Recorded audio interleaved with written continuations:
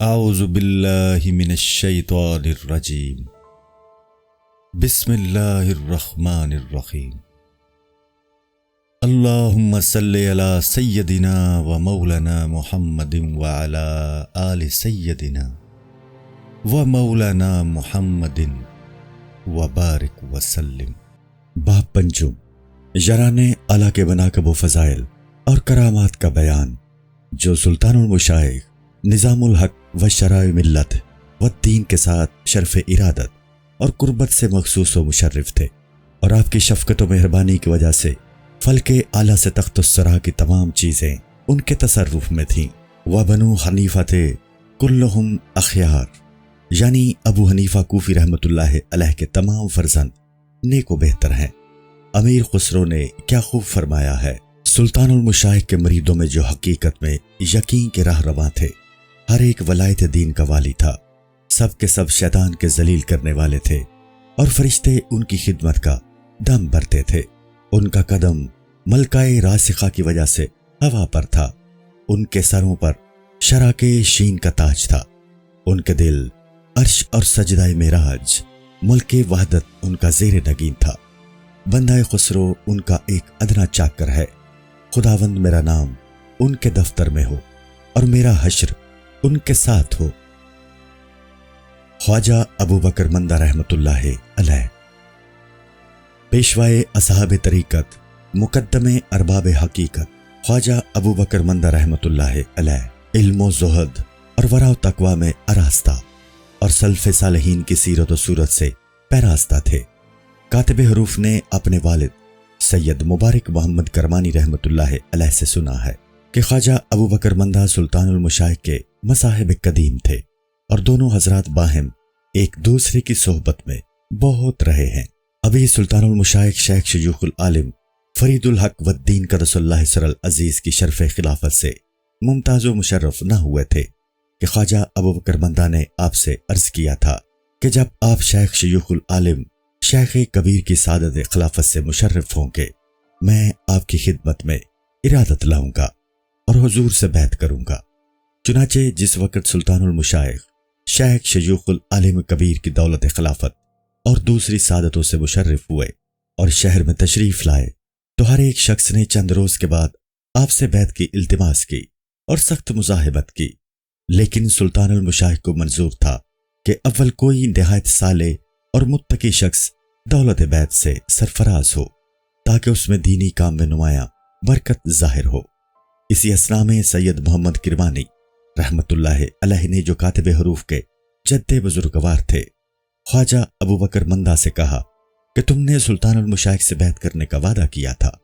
خواجہ ابو بکر نے جواب دیا، ہاں بے شک میں نے وعدہ کیا تھا، لیکن اس اہم اور عظیم الشان کام میں جو اس وقت تک مجھ سے تاخیر ہوئی، اس کی ایک وجہ خاص ہے، اور وہ یہ ہے کہ سلطان المشائخ نے شیخ شیوخ العالم شیخ کبیر قدس سرا کی خدمت سے خلافت پانے کے وقت جو نعمت حاصل کی ہے، جب اس نعمت کا اثر میں خود معائنہ و مشاہدہ کر لوں گا، اس وقت سلطان المشائخ کی خدمت میں ارادت لاؤں گا۔ شدہ یہ بات سلطان المشائخ تک بھی پہنچی، اور آپ نے اس کے جواب میں بجز سکوت و خاموشی کے کچھ نہ فرمایا۔ جب چند روز اس پر گزر گئے تو ایک دفعہ کا ذکر ہے کہ جناب سلطان المشائخ شیخ الاسلام قطب الدین بختیار کاکی نور اللہ مرکزہ کی زیارت سے واپس تشریف لا رہے تھے۔ جب بڑے دروازہ کے اندر جو شہر دہلی میں واقع ہے پہنچے، تو خواجہ ابو بکر مندہ نے سامنے سے آ کر دیکھا کہ سلطان المشائخ کی پیشانی مبارک سے ایک نہایت درخشاں اور چمکیلا نور تابان ہے، جس کی چمک آسمان پر پڑتی ہے۔ جو ہی خواجہ ابو بکر رحمۃ اللہ علیہ نے وہ نور معائنہ کیا، فوراً سلطان المشائخ سے عرض کیا کہ اے مخدوم، اپنا دست ارادت میرے ہاتھ میں دیجیے۔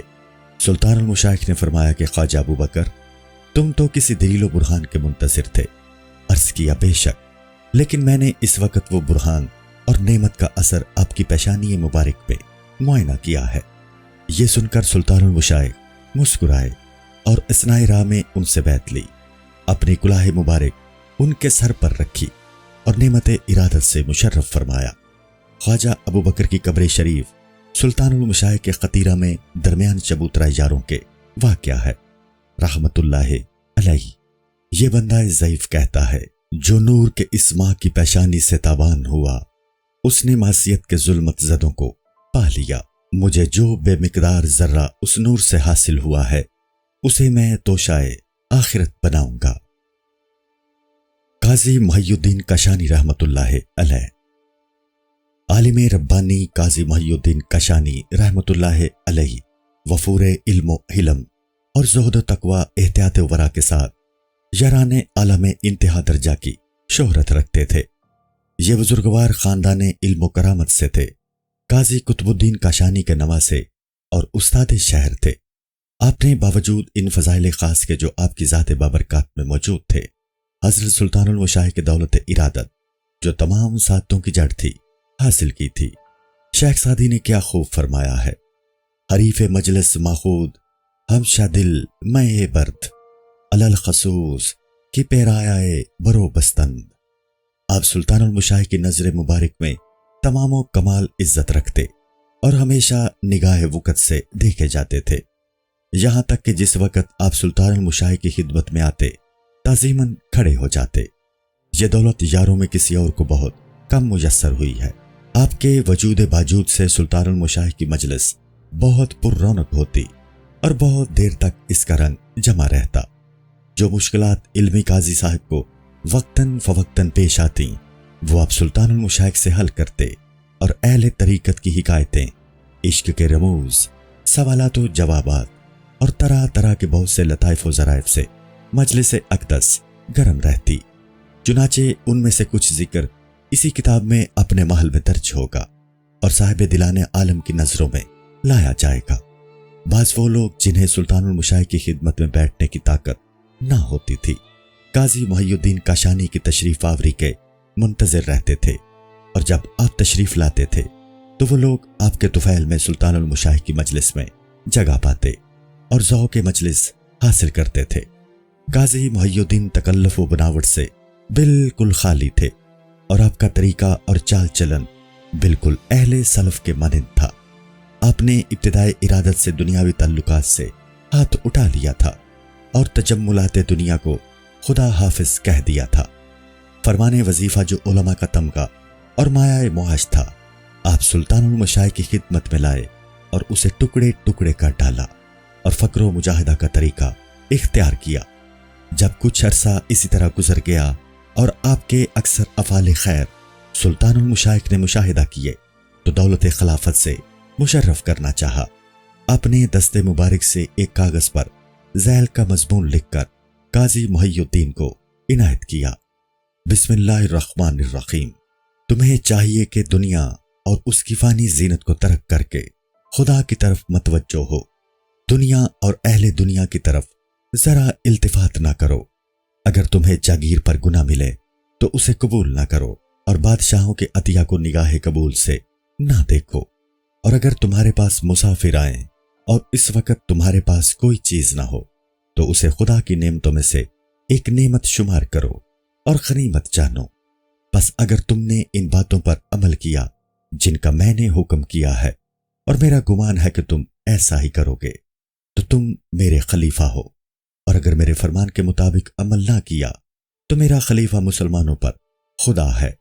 मनकूल है कि जब काजी मुहियुद्दीन को फ़क्र फाका की शिद्दत और अफलास व तंगी का सख्ती का सामना हुआ, तो आपके इत्तिबा खुदम ने जो नाजो नेमत और पाकीज़ा लिबास के साथ खूगर थे, आपको सख्त तंग करना शुरू किया और एक मोतकिद ने आपके मुनाकब व महसर बगैर आपकी दरखास्त के सुल्तान अलाउद्दीन की खिदमत में बयान किए।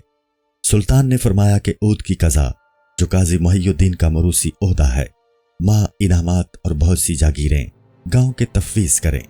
जब ये खबर काजी साहब को पहुंची तो आप सुल्तानुल मुशाइख की ज़ियारत को दिल्ली में तशरीफ़ लाए और सारी कैफियत अर्ज़ की कि सुल्तान अलाउद्दीन ने बगैर मेरी दरखास्त के ये हुक्म दिया है। मैं हुजूर की खिदमत में इसलिए हाजिर हुआ हूँ कि मखदूम जैसा फरमाए अमल में लाया जाए। सुल्तानुल मुशाइख काजी साहब की ये बात सुनते ही आपसे रंजीदा हो गए और फरमाया, ये ज़रूरी बात है कि इस जैसा ख़तरा तुम्हारे दिल में गुजरा होगा। उस वक़्त ये हुक्म तुम्हारी निस्बत सादिर हुआ। आपने ये फरमाया اور اپنی توجہ مہربانی ان پر سے اٹھا لی۔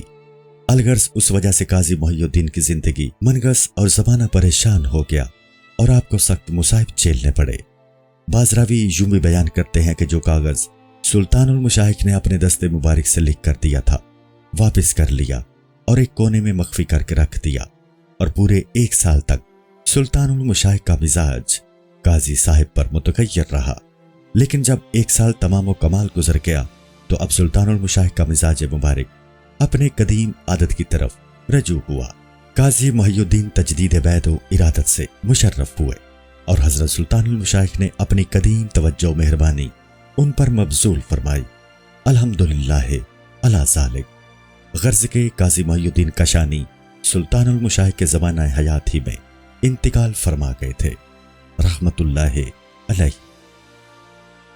مولانا وجیہ الدین پائلی رحمت اللہ علیہ مقتدی علماء پیشوائے صلحاء، کثرت علوم اور استاد زمانہ کے ساتھ معروف و مشہور، کشف دقائق اور انکشاف رموز کے ماہر فرید عصر، علامہ زمان مولانا وجیہ الدین پائلی رحمت اللہ علیہ زہد و ورع و تقوی، طہارت، شدت مجاہدہ، ترک و تجرید میں اس زمانہ میں اپنی نظیر نہ رکھتے تھے، اور ان تمام فضائل کا ثمرہ یہ تھا کہ آپ سلطان المشائخ قدسرہ کے دولت ارادت سے مشرف ہو چکے تھے۔ خود مولانا وجیہ الدین فرماتے تھے کہ ایک دفعہ میں پانی پت جاتا تھا، اس نائرہ میں ایک صوفی کو دیکھا اور دیکھتے ہی میرے دل میں ایک طرح کا انکار اس کی طرف سے پیدا ہوا۔ صوفی بولا، اے مولانا، تمہیں کوئی مشکل مسئلہ پوچھنا ہے تو پوچھو، جو اشکال رکھتے ہو پیش کرو۔ میرے دل میں بہت سے علمی شبہات باقی رہ گئے تھے جو ہنوز صاف نہیں ہوئے تھے، چنانچہ میں نے ایک ایک اشکال اس کے سامنے پیش کیا اور اس نے سب کے سب جواب دیے، اور نہایت شافی اور موجہ جواب دیے، یہاں تک کہ تفصیل کی مجھے خاطر خواہ اطمینان ہو گیا۔ جب مسئلہ قضاء و قدر کی بحث چھڑ گئی تو اس نے اس کا بھی جواب شافی عنایت فرمایا، اور مباحثہ کی تمام ہونے کے بعد مجھ سے دریافت کیا کہ تم مرید کس کے ہو؟ میں نے کہا حضرت سلطان المشائخ نظام الحق والدین قدس اللہ سر عزیز کا مرید ہوں۔ یہ سن کر صوفی بولا کہ شیخ نظام الدین قدس سر العزیز ہمارے کتب ہیں۔ منقول ہے کہ ایک دفعہ مولانا وجیہ الدین رحمت اللہ علیہ شیخ شیوخ العالم فرید الحق والدین کے روضہ مبارک کی زیارت کے لیے اجودن تشریف لے گئے۔ جب آپ شیخ شیوخ العالم کے روضہ کے قریب زمین بوس ہو کر بیٹھے تو روضہ مبارک کے اندر سے آواز آئی کہ ابو حنیفہ پائلی، تم خوب آئے۔ مولانا وجیہ الدین اپنے پاس کوئی کتاب نہیں رکھتے تھے، لیکن آپ کی ذہانت کی یہ کیفیت تھی کہ درس دیتے وقت بڑے بڑے نامی گرامی علماء آپ کی خدمت میں زانو ادب طے کرتے تھے۔ آپ کے پڑھاتے وقت کوئی نسخہ خط میں نہ لیتے، اور جس مرتبہ کسی بحث کی تقریر کرتے دوسری دفعہ اسی بحث کی ایک دوسرے پیرایا میں تقریر کرتے جو پہلی تقریر سے زیادہ دلکش اور مؤثر ہوتی۔ منقول ہے کہ مولانا وجیہ الدین کو حضرت مہتر خضر علیہ السلام سے ملاقات میسر ہوئی تھی، اور آپ انہی کے ارشاد کے مطابق سلطان المشائخ کی دولت ارادت سے مشرف ہوئے تھے۔ مولانا وجیہ الدین ہمیشہ سلطان المشائخ کی خدمت میں حاضر ہوتے اور جماعت خانہ میں سلطان المشائخ کے دسترخوان پر بیٹھ کر کھانا تناول فرمایا کرتے۔ ایک دن کا ذکر ہے کہ کوئی شخص آپ کی جوتیاں جماعت خانہ میں سے لے گیا۔ سلطان المشائخ کو خبر ہوئی تو آپ نے اپنے پاؤں مبارک کی جوتیاں مولانا کو عنایت کی کہ انہیں پہن کر گھر جائیں۔ مولانا نے حضور کے پاؤں مبارک کی جوتیاں ہاتھ میں لیں اور انہیں چومتے ہوئے باہر تشریف لائے۔ باہر آ کر سر مبارک سے امامہ اتارا اور اس میں جوتیاں لپیٹ کر سر پر بدستور رکھ لیا اور ننگے پاؤں گھر کی جانب روانہ ہوئے۔ یاروں میں سے ہر ایک شخص نے کہا کہ مولانا، سلطان المشائخ نے اپنے پاؤں مبارک کی جوتیاں آپ کو اس لیے عنایت فرمائی ہیں کہ پا برہنہ تشریف نہ لے جائیں۔ مولانا وجیہ الدین نے جواب دیا کہ صاحبو، یہ سر کا تاج ہے جسے آج سلطان المشائخ نے مجھے ارزانی فرمایا ہے۔ مجھے یہ کب طاقت ہے کہ اس عادت کو پاؤں میں پہنوں، بلکہ سر پر رکھ کر گھر جاتا ہوں۔ کسی بزرگ نے کیا خوب فرمایا ہے، در بندگی آنجا کہ تیرا خلق میرا گوش، در چاکری آنجا کہ تیرا پائے میرا سر۔ بندگی میں جس جگہ تیرا حلقہ ہو میرا کان حاضر ہے، اور نوکری میں جس جگہ تیرے قدم ہو میرا سر موجود ہے۔ الغرض جب لوگوں نے آپ کی یہ کیفیت سلطان المشائخ کی خدمت میں عرض کی اور تمام واقعہ سرتپا بیان کیا کہ مولانا وجیہ الدین نے ایسا ایسا کیا، تو حضور نے فرمایا کہ مولانا وجیہ الدین سے کہہ دینا چاہیے کہ ابھی شیخ الاسلام قطب الدین بختیار قدس اللہ سر العزیز کی زیارت کو چلے جائیں۔ چنانچہ مولانا شیخ الاسلام قطب الدین بختیار کی زیارت کے لیے تشریف لے گئے اور خواجہ کے مقبرہ متبرکہ میں اپنی جوتیاں پائیں۔ جب آپ زیارت سے فارغ ہو کر سلطان المشائخ کی خدمت میں آ رہے تھے تو بغات قرا میں پہنچے۔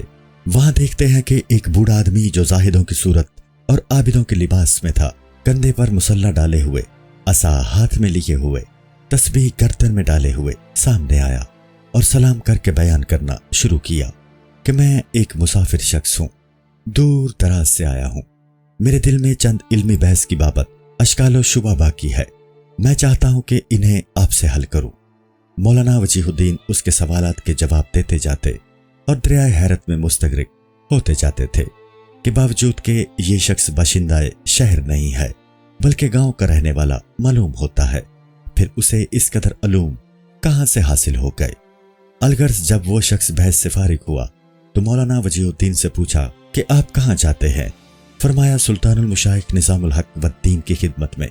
اس نے کہا سلطان المشائخ نظام الدین کو میں نے بارہا دیکھا ہے، میں چندہ علمی مذاق رکھتے ہی نہیں بلکہ معمولی استعداد کے آدمی ہیں، تم باوجود اس قدر علم و فضل کے ان کے پاس کیوں جاتے ہو؟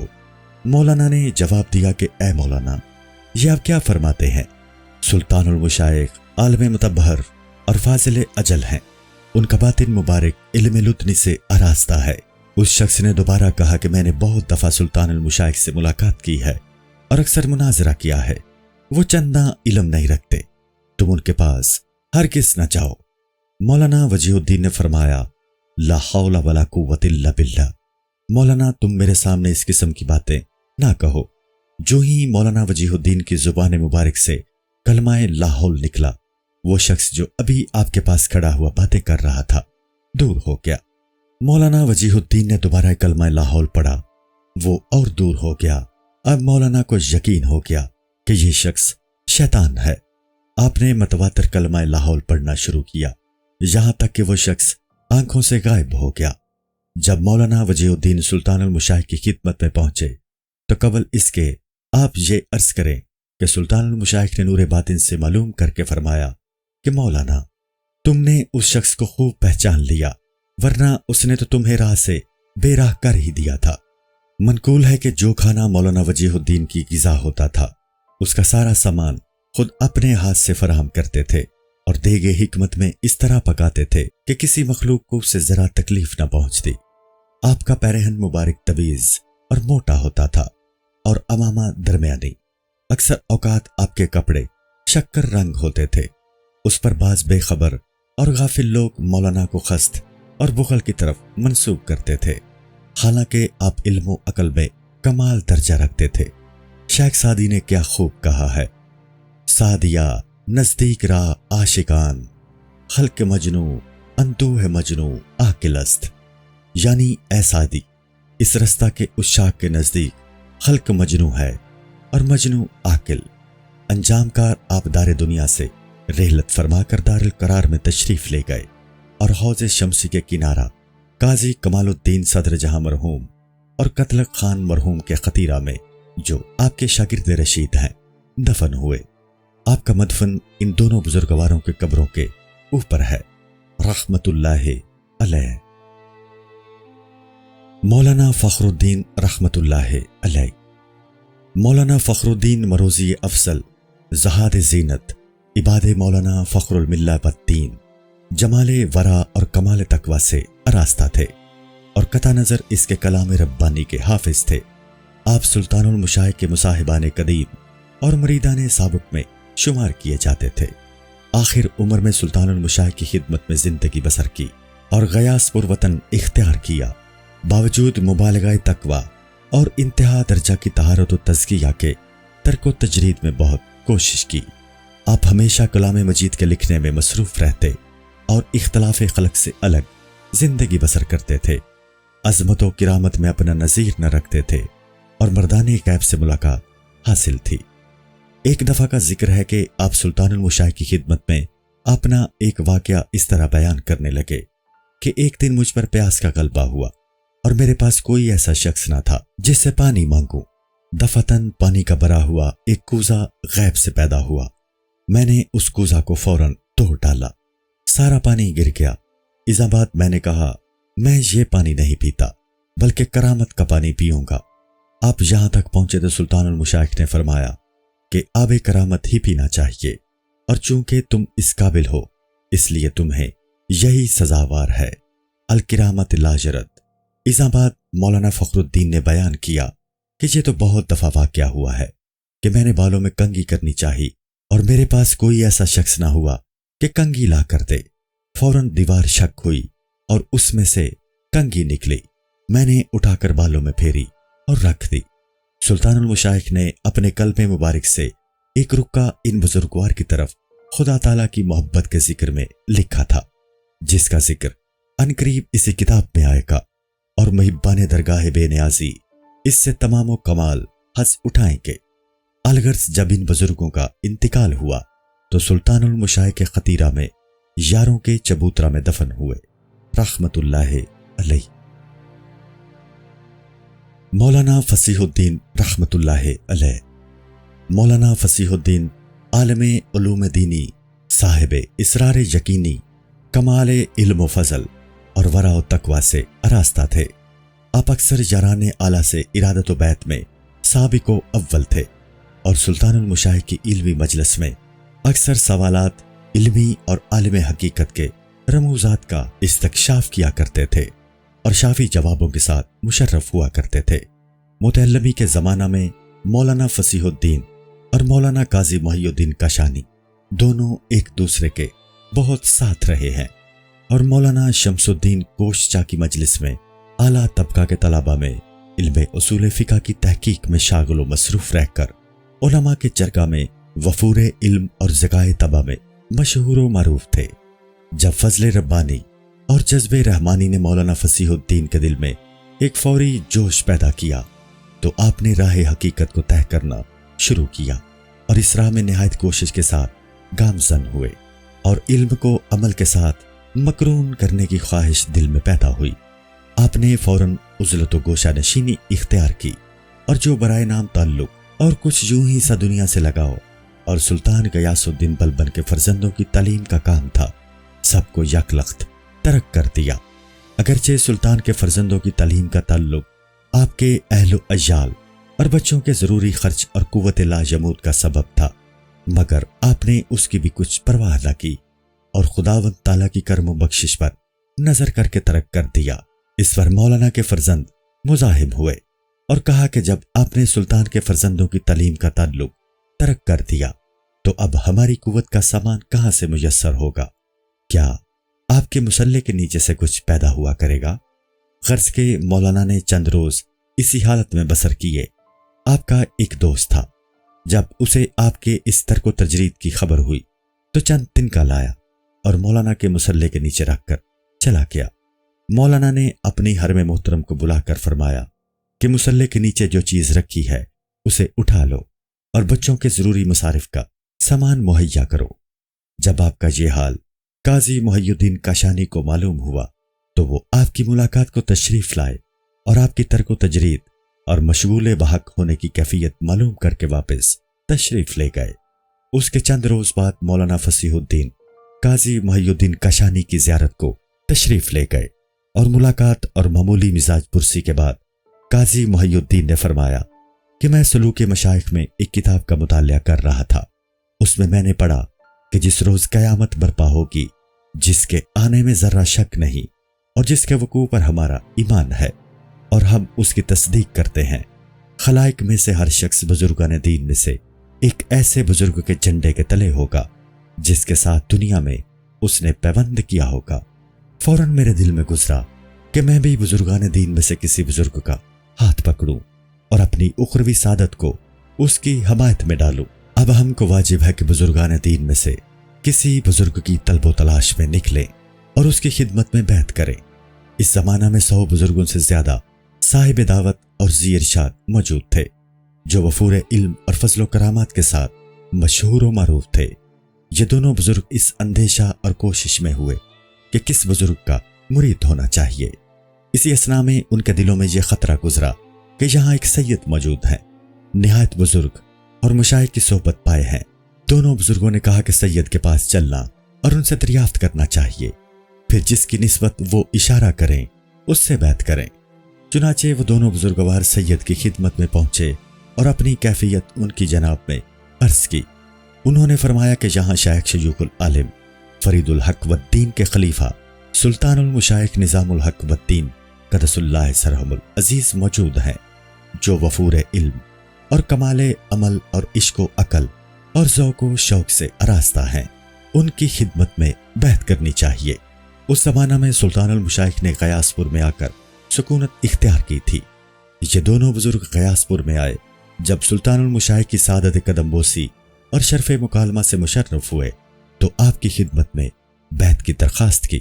سلطان المشائخ نے اسی وقت قاضی محی الدین کشانی کے ہاتھ میں دست بیعت دیا اور مولانا فصیح الدین سے فرمایا کہ تمہارے باب میں شیخ شیوخ العالم سے دریافت کروں گا۔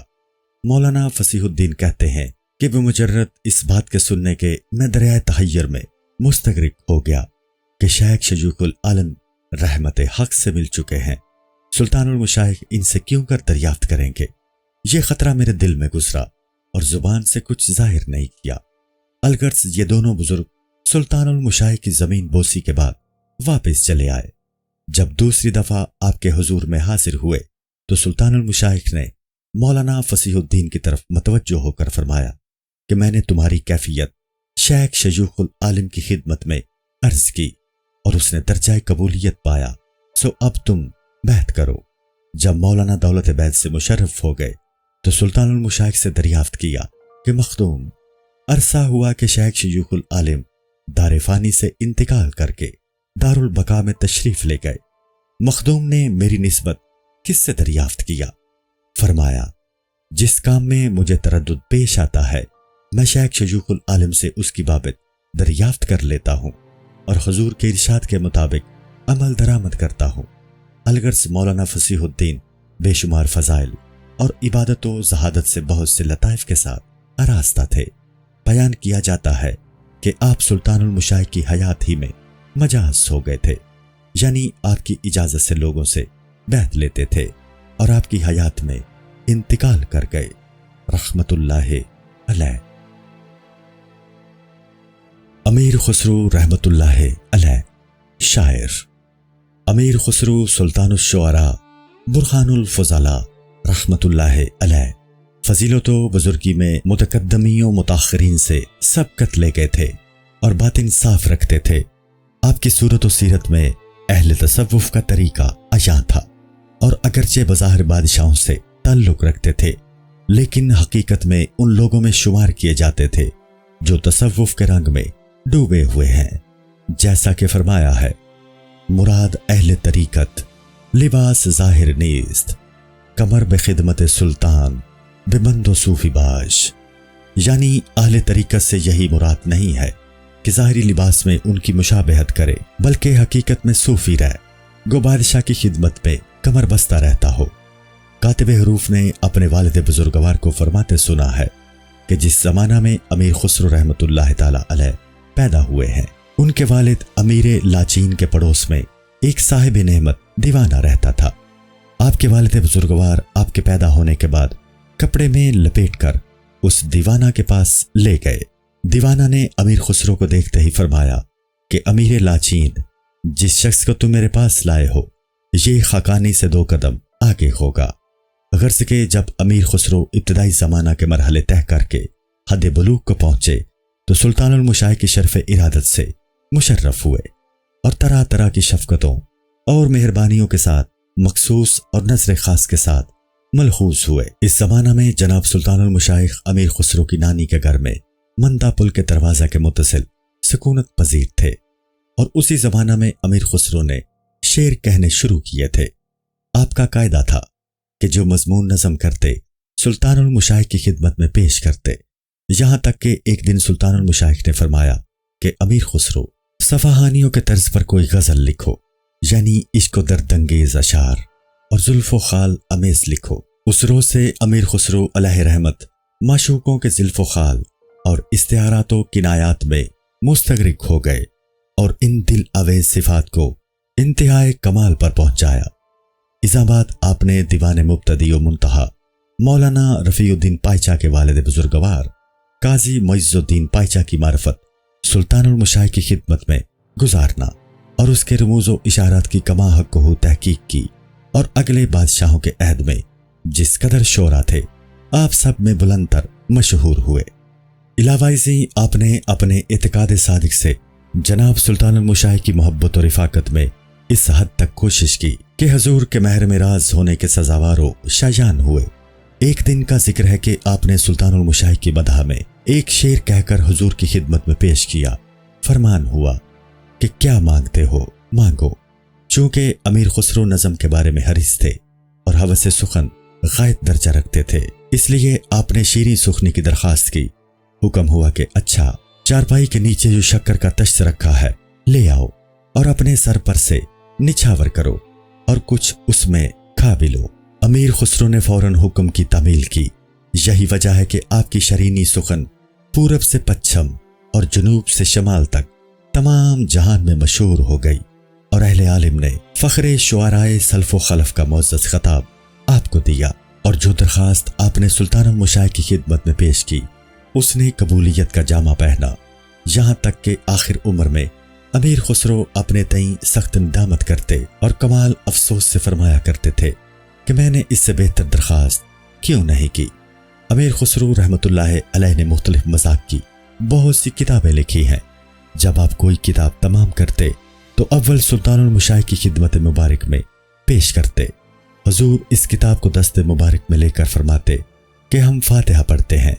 اس بعد آپ وہ کتاب امیر خسرو کے ہاتھ میں دیتے، اور کبھی ایسا بھی ہوتا کہ کتاب کھول کر اس کی چند سطریں پڑھتے اور بعض باتوں پر اعتراض کرتے، لیکن سلطان المشائخ کی اس سے غرض امیر خسرو کی تنقیص نہ ہوتی بلکہ ان کے کمال حال کی طرف اشارہ ہوتا، تاکہ آپ اپنے فن شعر پر فریفتہ نہ ہوں اور اس سے بہتر و برتر کام کی طرف رغبت کریں۔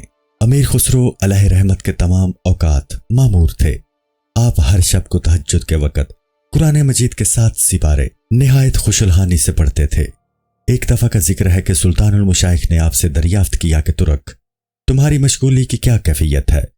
عرض کیا مخدوماں، چند روز سے یہ ایک نیا اتفاق پیش آتا ہے کہ جب پچھلی رات ہوتی ہے تو خود بخود گریا غلبہ کرتا ہے، اور بجز رونے کے مجھے کچھ نہیں سوچتا۔ سلطان المشائخ نے فرمایا الحمدللہ کہ اب کچھ ظاہر ہونا شروع ہو گیا ہے۔ سلطان المشائخ نے بہت سے رکے جو ذوق و شوق کو متضمن تھے اپنی کلم مبارک سے تحریر فرما کر امیر خسرو کو بھیجے ہیں۔ چنانچہ اسی کتاب میں ان کے فوائد اپنے محل میں درج ہوئے ہیں۔ امیر خسرو کو سلطان المشائخ کی خدمت میں وہ منزلت و قربت حاصل تھی جو کسی اور کو میسر نہ تھی۔ آپ جس وقت چاہتے بلا کھٹکے خدمت والا میں حاضر ہو جاتے، اور سلطان المشائخ تمام امور میں آپ سے مشورہ کرتے۔ اگر اعلیٰ درجہ کے یاروں میں سے کسی کی کوئی درخواست ہوتی تو وہ امیر خسرو سے بیان کی جاتی اور آپ کی سفارش سے سلطان المشائخ کی خدمت میں پیش ہوتی، جیسا کہ شیخ نصیر الدین محمود کے ذکر میں بیان ہو چکا ہے۔ جو عنایتیں اور مہربانیاں سلطان المشائخ کی امیر خسرو کے بارے میں مبذول ہوئی ہیں، آپ نے ان سب کو قید کتابت میں لا کر ایک مفصل فہرست کا جامہ پہنایا ہے۔ مختصراً یہاں چند باتوں کا ذکر کیا جاتا ہے۔ امیر خسرو فرماتے ہیں کہ ایک دفعہ سلطان المشائخ نے اس بندہ سے فرمایا کہ میں سب سے تنگ ہوتا ہوں، لیکن ترک تجھ سے کبھی تنگ نہیں ہوتا۔ دوسری دفعہ حضور نے یوں ارشاد فرمایا کہ میں ہر شخص سے تنگ ہوتا ہوں، یہاں تک کہ اپنے سے تنگ ہوتا ہوں، مگر تجھ سے تنگ نہیں ہوتا۔ ایک دفعہ ایک شخص نے سلطان المشائخ کی خدمت میں درخواست کی اور جرأت کر کے عرض کیا کہ آپ کی جو نظریں امیر خسرو کے بارے میں ہیں انہی نظروں سے صرف ایک دفعہ مجھے دیکھ لیجئے۔ آپ نے اس کے سامنے تو کچھ ارشاد نہیں کیا، لیکن تخلیہ میں مجھ سے فرمایا کہ اس شخص کی درخواست کے وقت میرے دل میں گزرا کہ اس سے فوراً کہہ دوں کہ تو امیر خسرو جیسی قابلیت پیدا کر لا۔ ایک اور مرتبہ کا ذکر ہے کہ خواجہ نے بندہ کی طرف متوجہ ہو کر فرمایا کہ تو میرے لیے دعا کر، کیونکہ تیری بقا میری زندگی پر موقوف ہے۔ تو یہ دعا کر کہ میرے بعد لوگ تجھے میرے پہلو میں دفن کریں۔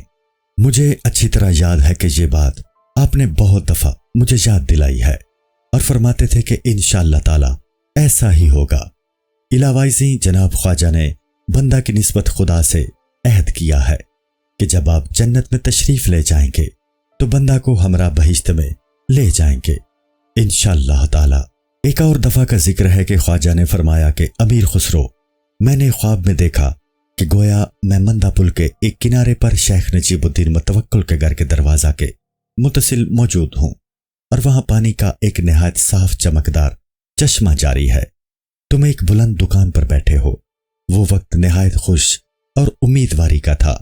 اسی حالت میں تمہارا خیال میرے دل میں گزرا اور میں نے خدا سے تمہارے لیے اس نعمت کی درخواست کی جو تجھے مطلوب تھی۔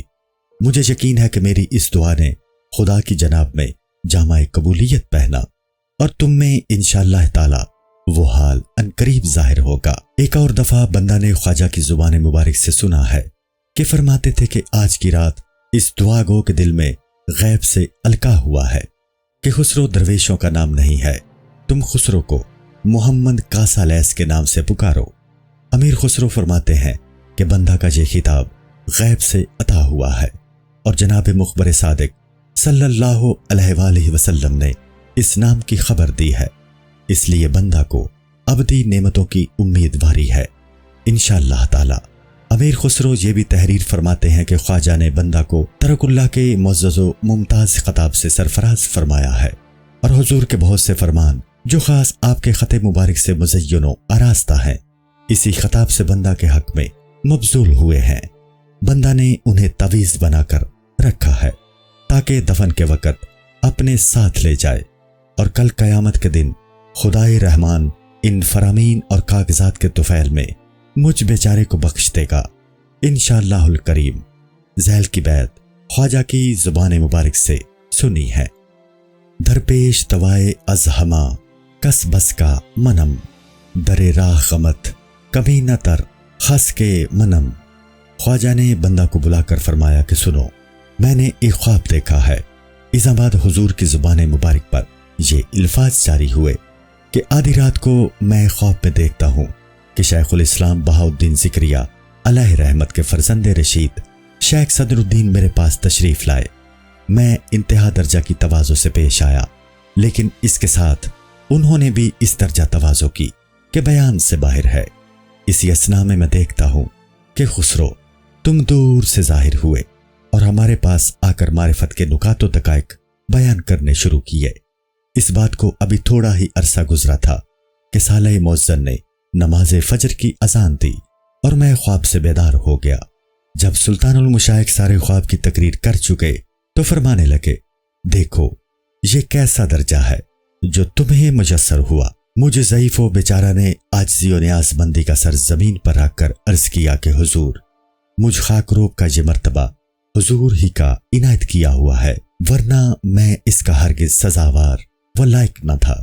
میری اس بات سے خواجہ رونے لگے اور اس زور سے روئے کہ بندہ بھی آپ کے رونے سے زارو قطار رونے لگا۔ اس بعد خواجہ نے فرمایا کہ ہماری کلائے خاص حاضر کرو۔ فوراً حکم کی تعمیل ہوئی اور لوگوں نے کلاه شریف حاضر کی۔ مخدوم نے اپنے دستے مبارک سے بندہ کو پہنائی اور فرمایا کہ تمہیں چاہیے کہ کلمات مشائخ اکثر اوقات نظر میں رکھو۔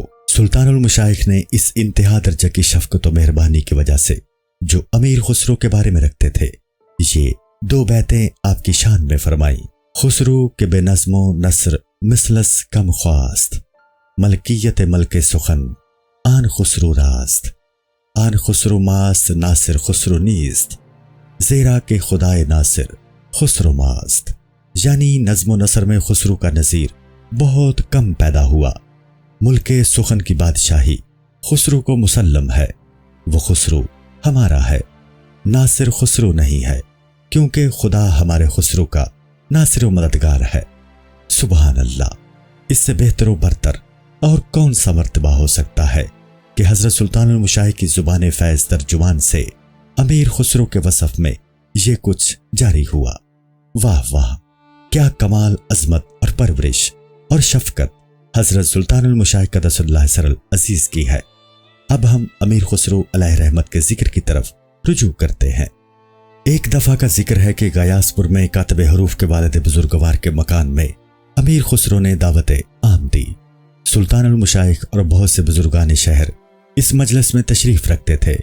بہلول قوال امیر حسن کی اس غزل کی زمین میں غزل گا رہا تھا۔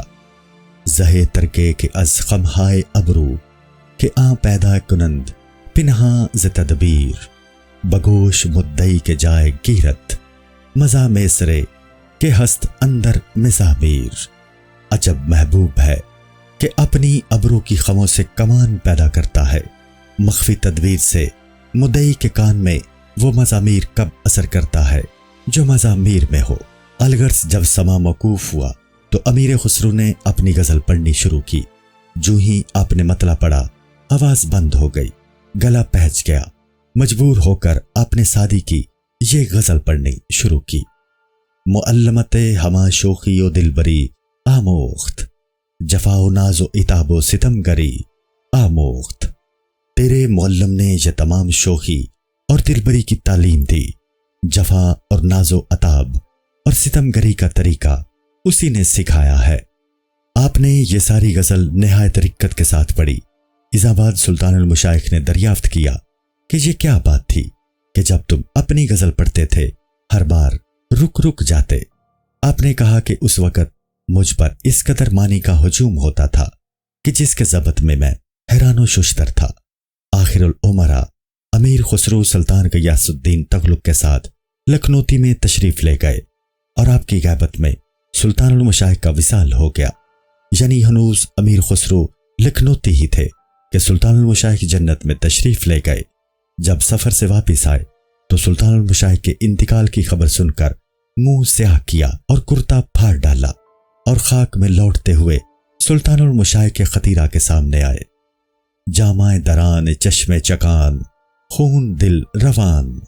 اذا بعد آپ نے فرمایا، اے مسلمانوں، تم جانتے ہو میں کون شخص ہوں۔ سنو، میں اس بادشاہ کے غم میں نہیں روتا بلکہ اپنے لیے روتا ہوں، کیونکہ سلطان المشائخ کے بعد چندہ بقا نہ ہوگی۔ چنانچہ آپ اس واقعہ کے بعد صرف 6 مہینے زندہ رہ کر رحمت حق میں مل گئے اور سلطان المشائخ کے روضہ کی پائنتیوں میں دفن ہوئے رحمت اللہ علیہ۔ مولانا جمال الدین رحمت اللہ علیہ۔ مولانا جمال الدین کے جمال ذہاد، پیشوائے عباد سالک، طریق و ورع و تقوی، طالب وصلت مولا مولانا جمال الملت والدین ہے، جو علوم ربانی میں مشغول اور مجاہدات جمال رحمانی میں اعلیٰ درجے کے یاروں میں مشہور و معروف تھے۔ آپ کے باطن مبارک کی مشغولی اس حد تک پہنچ گئی تھی کہ سلطان المشائخ کی مجلس مبارک میں آپ اس درجہ مشغول ہوتے کہ اپنے آپ کی خبر نہ رکھتے تھے۔ سلطان المشائخ فرماتے تھے کہ مولانا جمال الدین کے لیے ایک ایسا وقت ہوتا ہے جس میں وہ بجز حق تعالیٰ کے اور کسی کو یاد نہیں رکھتے۔ سلطان المشائخ یاران اعلیٰ کے مشغولی کے بارے میں یہ بات مولانا جمال الدین کی بطور نظیر پیش کیا کرتے تھے اور مجلس مقدس میں اسی خطاب کے ساتھ مخاطب ہوتے تھے۔ آپ سلطان المشائخ کے زمانہ حیات ہی میں جوار رحمت حق میں پل گئے تھے رحمت اللہ علیہ۔ مولانا جلال الدین رحمت اللہ علیہ۔ صحرائے تصوف کے شعر، تکلف و بناوٹ سے آری مولانا جلالت ملت والدین اودی رحمت اللہ علیہ ہیں، جو زہد و ورع اور ترک و تجرید کے ساتھ اول و آخر تک موصوف رہے۔ آپ نے تمام دنیاوی تعلقات دفعتاً ترک کر دیے اور دنیا کے غوغا سے عاجز آ کر گوشۂ نشینی اختیار کی اور خدا کی عبادت، سلطان المشائخ کی محبت میں مشغول ہوئے۔ آپ اود کے اکثر یاروں سے ارادت و بیعت میں سابق تھے اور سب کے نزدیک معظم و مکرم سمجھے جاتے تھے۔ ایک دفعہ کا ذکر ہے کہ اود کے تمام یاروں نے اتفاق کیا کہ سلطان المشائخ سے علمی تبحر حاصل کرنے کی اجازت لینی چاہیے۔ اگرچہ ان بزرگوں میں ایک ایک بزرگ عالم متبحر اور فاضل اثر تھا، لیکن سلطان المشائخ کے حکم سے یاد حق میں مشغول تھا، مگر چونکہ ایک عمر دراز علم کے شغل میں مصروف کی تھی، اس لیے انہیں یہ ہوس دامن گیر ہوئی کہ اس کام کے ساتھ علمی مناظروں کا بھی چرچا رہنا چاہیے۔ چنانچہ یہی ہوس اس امر کی باعث ہوئی کہ سلطان المشائخ سے اس بارے میں اجازت حاصل کرنی چاہیے۔ الغرض سب یاروں نے مولانا جلال الدین کو اس پر آمادہ کیا کہ وہ اس بارے میں مخدوم جہان سے عرض کریں۔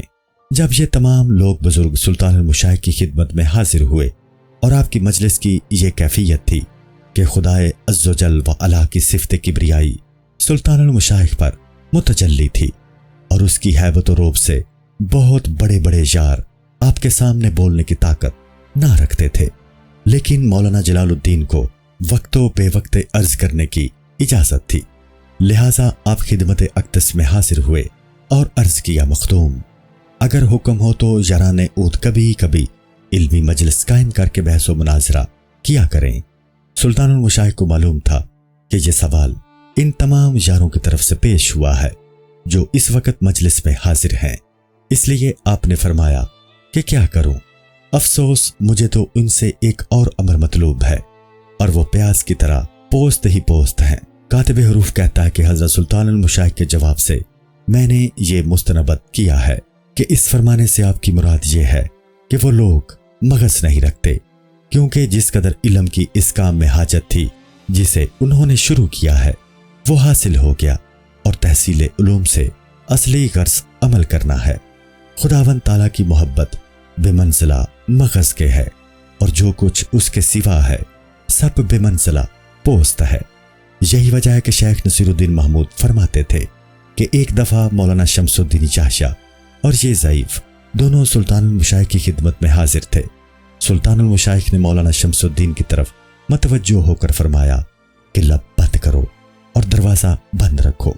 آپ یہ بھی بیان کرتے ہیں کہ مولانا وجیہ الدین پائلی سے سلطان المشائخ نے فرمایا کہ مولانا تمہارے اور خدا تعالیٰ کے درمیان یہی زبان ہے۔ الغرض مولانا جلال الدین کی ذات فرشتہ صفات کو چند روز تک زحمت عارض رہی، اور اس کے چند روز بعد دار فنا سے دار بقا میں رحلت فرما گئے۔ خواجہ کریم الدین سمرقندی رحمت اللہ علیہ، سورت صفا سیرت وفا خواجہ کریم الملت والدین سمرقندی رحمت اللہ علیہ ہیں، جو مکارم اخلاق میں دنیا میں اپنا نظیر نہ رکھتے تھے۔ آپ کا ظاہر و باطن اہل تصوف کے اوصاف سے آراستہ تھا، فضائل خاص اور علوم بے شمار میں بے مثل تھے۔ آپ کی فیاض طبیعت، غائب درجہ کی لطافت اور عقل کامل انتہا مرتبہ کی فراست پر واقع ہوئی تھی، اور یہ تمام باتیں حقیقت میں اس کا ثمرہ تھا کہ آپ سلطان المشائخ کی سلک ارادت میں منسلک تھے اور اپنے صفائی اعتقاد کی وجہ سے مخدوم جہان کی محبت میں نہایت راسخ قدم اور محکم تھے، اور اس کے ساتھ ہی حضرت سلطان المشائخ کے ہمیشہ منظور نظر تھے، یہاں تک کہ حضور کی بخشش و مہربانی آپ کے بارے میں حد درجہ تھی۔ اور اس کا سبب یہ ہوا کہ آپ کے والد بزرگوار خواجہ کمال الملت والدین سمرقندی، جو دولت خراسان کے وزیر اعظم تھے، دیار ہندوستان میں تشریف لائے اور بادشاہ ہند کی طرح طرح کی مہربانیوں کے ساتھ مخصوص ہوئے۔ ملتان سے لے کر ہانسی تک کے تمام مواضع، دپرگنا جات جیسے دیپال پور اور پاک پتن وغیرہ آپ کو تفویض کیے گئے، اور ان شہروں کی حکومت کا توغرا آپ کے نام پر لکھا گیا۔ آپ شیخ شیوخ العالم فرید الحق والدین قدس اللہ سرا کے مرید ہو گئے تھے، اور اسی وجہ سے شیخ شیوخ العالم فرید الحق والدین قدس سرا کے نواسا خواجہ اسحاق کے والد بزرگوار خواجہ محمد نے سلطان المشائخ کے فرمان کے بموجب اپنی صاحبزادی کو شیخ کریم الدین کے نکاح میں دے دیا تھا، اور اس خاندان معزز کی قرابت کے سبب مولانا کریم الدین نہایت عزت و وقت کی نگاہ سے دیکھے جاتے تھے۔ آپ نے اپنی عمر عزیز کا اکثر زمانہ غیاث پور میں جناب سلطان المشائخ کے یاران اعلیٰ میں گزارا۔ چونکہ آپ طبیعت لطیف اور نظم دل پذیر اور ہمت عالی رکھتے تھے، اس لیے بڑے بڑے تباہ اور صاحب فہم و فراست حضرات آپ کے اسیر محبت تھے۔ چنانچہ خواجہ ضیاء الدین برنی رحمت اللہ علیہ کو آپ سے اس درجہ محبت تھی کہ اکثر اوقات کسی غریب و نادر کتاب کا نسخہ اپنے ہاتھ سے لکھ کر ان بزرگوار کی خدمت میں پہنچاتے اور آپ کے کرم و بخشش کے حد سے زیادہ ممنون و مشکور ہوتے تھے۔ جب سلطان المشائخ نے انتقال فرمایا تو آپ نے سلطان محمد تغلق انار اللہ پرہانہ کی استدعا و خواہش سے ان سے ملاقات کی اور انواع و اقسام کی عنایتوں اور مہربانیوں کے ساتھ مخصوص ہوئے، یہاں تک کہ سلطانی دربار سے آپ شیخ الاسلام والوز رائے ملک ستاگاہ نو کے خطاب سے معزز و ممتاز ہوئے اور آخرکار ان دیار میں تشریف لے گئے۔ وہاں جا کر اپنی عقل کامل کے زور سے مسلمانوں کی تمام مہمیں اور امور حال و انصاف کے طریقہ پر جاری کیے اور ظلم و ناانصافی کو ان شہروں سے مٹا دیا۔ کاتب حروف نے ان بزرگوار کو مولانا فخر الدین زرادی خلیفہ سلطان المشائخ کی صحبت میں دیکھا ہے۔ حقیقت میں آپ جمال با کمال رکھتے، صلحہ کے لباس سے آراستہ تھے۔ اب سلطان المشائخ کے اس خلت خاص سے مشرف تھے جس نے حضور کے جسم مبارک کی ایک مدت تک صحبت حاصل کی تھی۔ انجام کار اپنے صدگہ نو میں رحلت فرمائی اور وہیں مدفون ہوئے۔ آپ کے مزار پاک کی خاک آج ان شہروں کے باشندوں کی آنکھوں کا کاجل ہے، رحمت اللہ علیہ۔ مولانا کریم الدین کے ایک فرزند تھے جن کی ذات عدیم المثال، اہل محبت کو غائب درجہ محبوب تھی اور جن کی فیاض طبیعت حقائق معرفت کے غوامض کی کاشف تھی۔ آپ کا نو کے قلم مغز سخن کو اس طرح لکھتا تھا کہ ان سے معنی کی آنکھیں کھل جاتی تھیں۔ کسی بزرگ نے کیا خوب کہا ہے، چے آتش اس ندانم ضمیر او یارب کہ نقد سکائے مانی اس او ایار گرفت۔ خداوند میں نہیں جانتا کہ اس ضمیر پر تنویر میں کس غضب کی آگ ہے کہ معنی کا نقد سکہ اس سے پرکھا جاتا ہے۔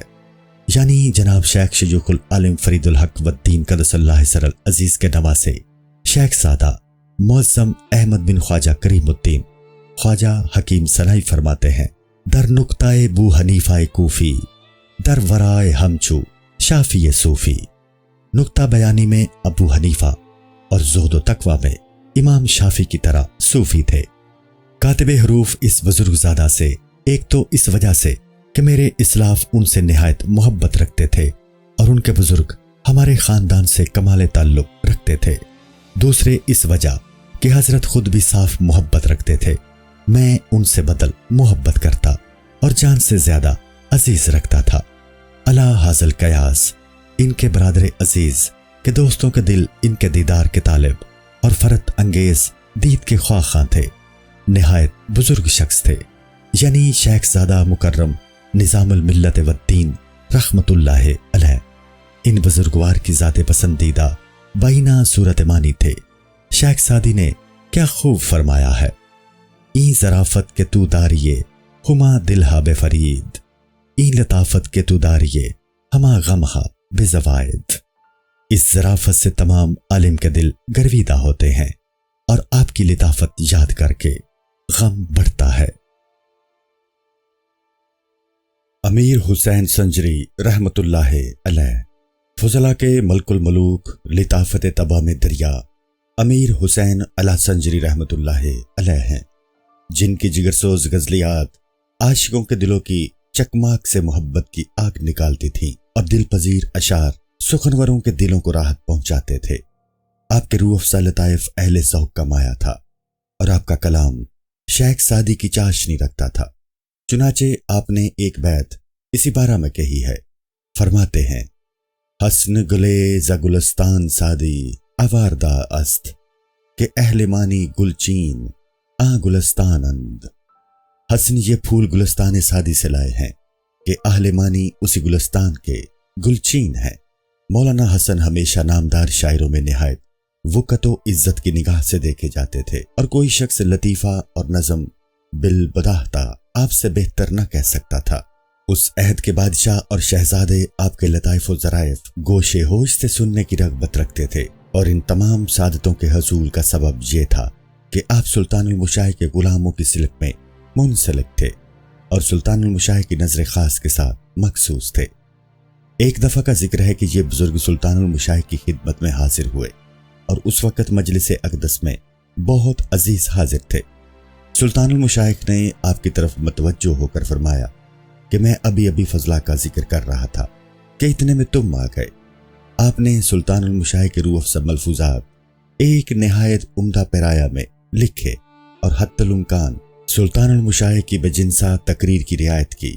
ان کا نام فوائد الفواد رکھا، جو آج تمام جہان کے اہل دلوں کے نزدیک نہایت مقبول و مطبوع ہیں، بلکہ آشکان الہی کے لیے قانون اور دستور العمل بن گئے ہیں۔ شرق سے غرب تک تمام عالم میں پھیل گئے ہیں اور گھر گھر ان کا چرچا ہو رہا ہے۔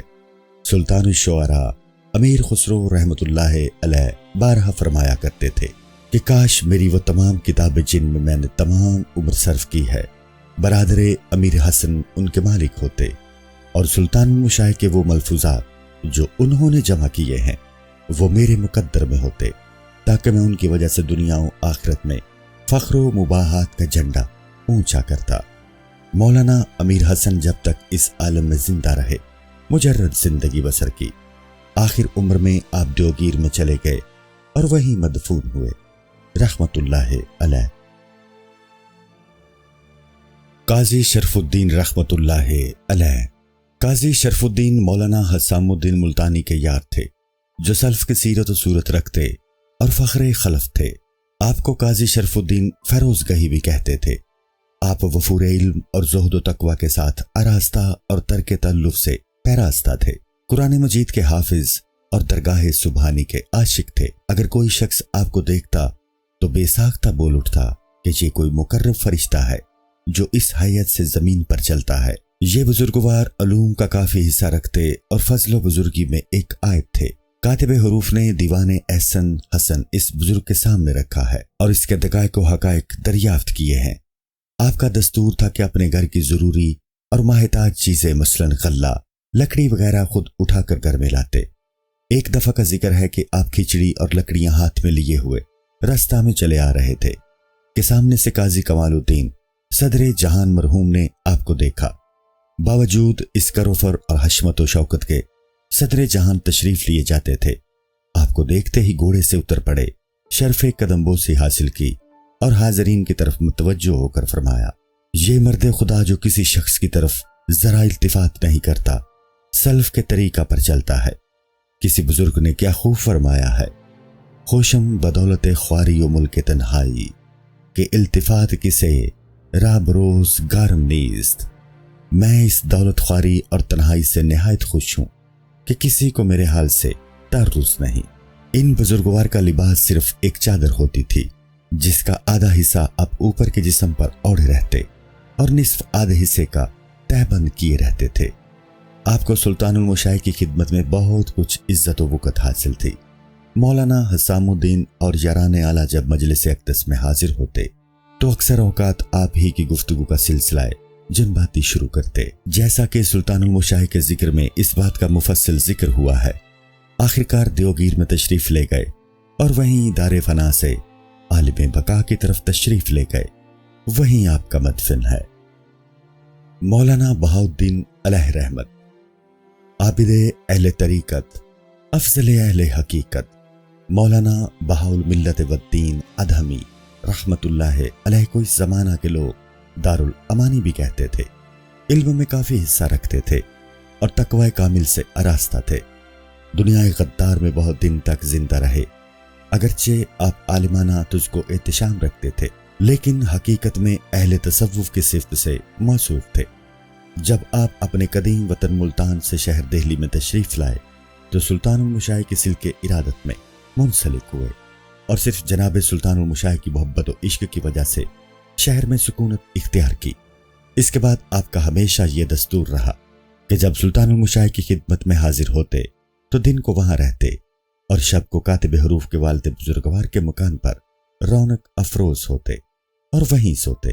آپ انتہا درجہ کے تقوی و ورع کے سبب ہر روز غسل کرتے اور ترک و تجدید میں انتہا سے زیادہ کوشش کرتے۔ آخر الامر چند روز بیمار رہ کر انتقال فرما گئے رحمت اللہ علیہ۔ خواجہ مبارک رحمت اللہ علیہ، صوفی باصفا زاہد باوفا شیخ مبارک گوپاموی رحمت اللہ علیہ بذل و اثار اور امر بالمعروف و نہی عن المنکر میں تمام یاران اعلیٰ میں مشہور تھے۔ آپ کو امیر داد بھی کہا جاتا تھا۔ سینہ مصفا اور حیت دل کشا رکھتے تھے۔ آپ جمال ولایت پیر کے عاشق اور جناب سلطان المشاہ کے سابق مریدوں میں سے تھے۔ سلطان المشاہ قدس اللہ سر العزیز نے پورے 100 رکے اپنے خط مبارک سے مزین و آراستہ کر کے اور طرح طرح کے کرم و بخشش کا اظہار کر کے آپ کی طرف بھیجے ہیں۔ جب یاران عود جیسے مولانا شمس الدین یحییٰ اور شیخ نصیر الدین محمود اور مولانا علاء الدین نیلی اور دوسرے عزیز سلطان المشاہ کی خدمت واپس جاتے تو ان کی نسبت حضور کی درگاہ سے حکم صادر ہوتا کہ جب تم گوپاؤں میں پہنچو تو خواجہ مبارک سے ضرور ملنا۔ ایک دفعہ کا ذکر ہے کہ کاتب حروف شیخ نصیر الدین محمود کی خدمت میں حاضر تھا۔ اتنے میں خواجہ مبارک تشریف لائے اور معمولی مزاج پرسی کے بعد چند تنکا پیش کر کے کہا کہ میں آپ کی ملاقات کی نیت کر کے گھر سے باہر نکلا تھا۔ اثناء راہ میں ایک عزیز نے یہ چند تنکا نظر کیے، اور درویشوں کی رسم یہ ہے کہ جب کسی عزیز کو دیکھنے اور ملاقات کرنے کی غرض سے جاتے ہیں تو جو کچھ اثناء راہ میں پیدا ہوتا ہے وہ اس شخص کی نظر کرتے ہیں جس کی ملاقات کو جاتے ہیں۔ چلتے وقت 2 چند تنکا خواجہ مبارک کے نظر کیے۔ ان بزرگوار کو کاتب حروف کے والد سے بہت محبت تھی۔ اکثر زبان فیض ترجمان سے جاری ہوتا تھا کہ میں تمہارے والد کا مسلمان کیا ہوا ہوں۔ ایک دن کاتب حروف نے اس کی وجہ دریافت کی اور عرض کیا کہ حضرت، آپ جو یہ فرماتے ہیں کہ میں تمہارے والد کا مسلمان کیا ہوا ہوں، اس کے کیا معنی ہیں؟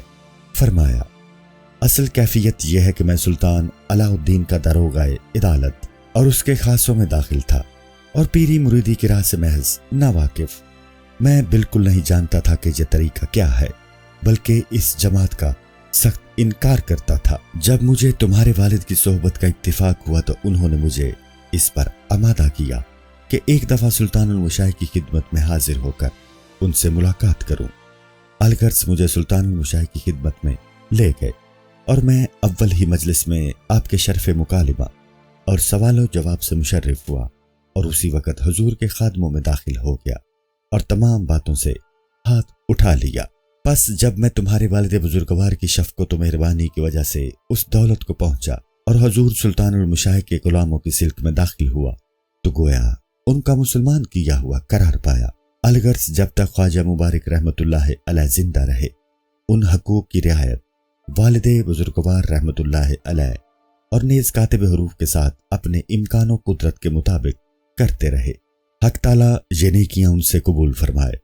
آپ ہمت بلند اور حوصلہ فراخ رکھتے تھے اور دفعتاً دنیاوی تعلقات ترک کر دیے تھے۔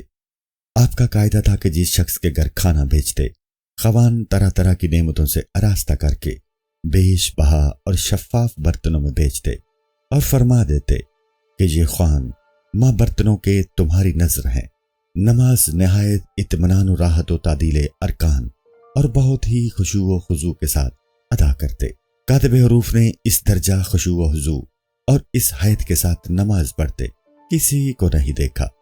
آخر عمر میں چند روز بیمار رہ کر انتقال فرما گئے اور سلطان المشاہ کے روزہ کی پائنتیے اول رستہ میں دفن ہوئے رحمت اللہ علیہ۔ خواجہ موید الدین رحمت اللہ علیہ مالک دنیا طالب عقبہ خواجہ موید الدین رحمت اللہ علیہ جن کا ظاہر صفا سے اراز تھا اور باطن وفا سے پیراستہ تھا، زہد و تقوی میں معروف اور اعتقاد خوب میں مشہور تھے۔ آپ ابتدا میں دنیاوی کاموں میں مصروف تھے، امور سلطنت کی بجاوری کو فرض منصبی سمجھتے اور بادشاہ زالہ معظم کے لقب سے یاد کیے جاتے تھے۔ جس زمانہ میں سلطان علاء الدین ولی عہدی کے منصب پر ممتاز تھے اسے شاہ وقت کی طرف سے جاگیر ملی تھی، تو خواجہ معید الدین اس کی پیشی میں نہایت اہم اور عظیم الشان امور کو انجام دیتے۔ چونکہ سعادت ابدی روز اول سے آپ کی قسمت میں لکھی جا چکی تھی، لہٰذا آپ سلطان المشاہ کے غلاموں کی سلک میں داخل ہوئے اور بلا اختیار دنیاوی تجملات سے ہاتھ اٹھا لیا۔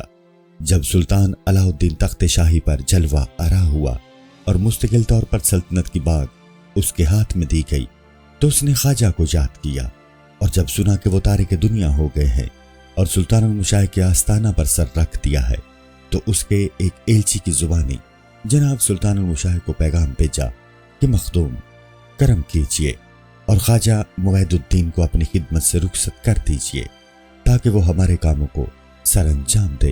جب بادشاہ کا فرستادہ سلطان المشاہ کے حضور میں پہنچا تو آپ نے فرمایا کہ اب خواجہ موعد الدین نے ایک اور کام اختیار کیا ہے اور اسی کے انجام دہی میں کوشش کر رہا ہے۔ ایلچی جو بادشاہ کا پیغام لایا تھا، سلطان المشاہ کا یہ جواب اس پر نہایت شاک اور گراں گزرا اور رنجیدہ آواز میں کہنے لگا کہ مخدوم اب تمام لوگوں کو اپنا جیسا کرنا چاہتے ہیں۔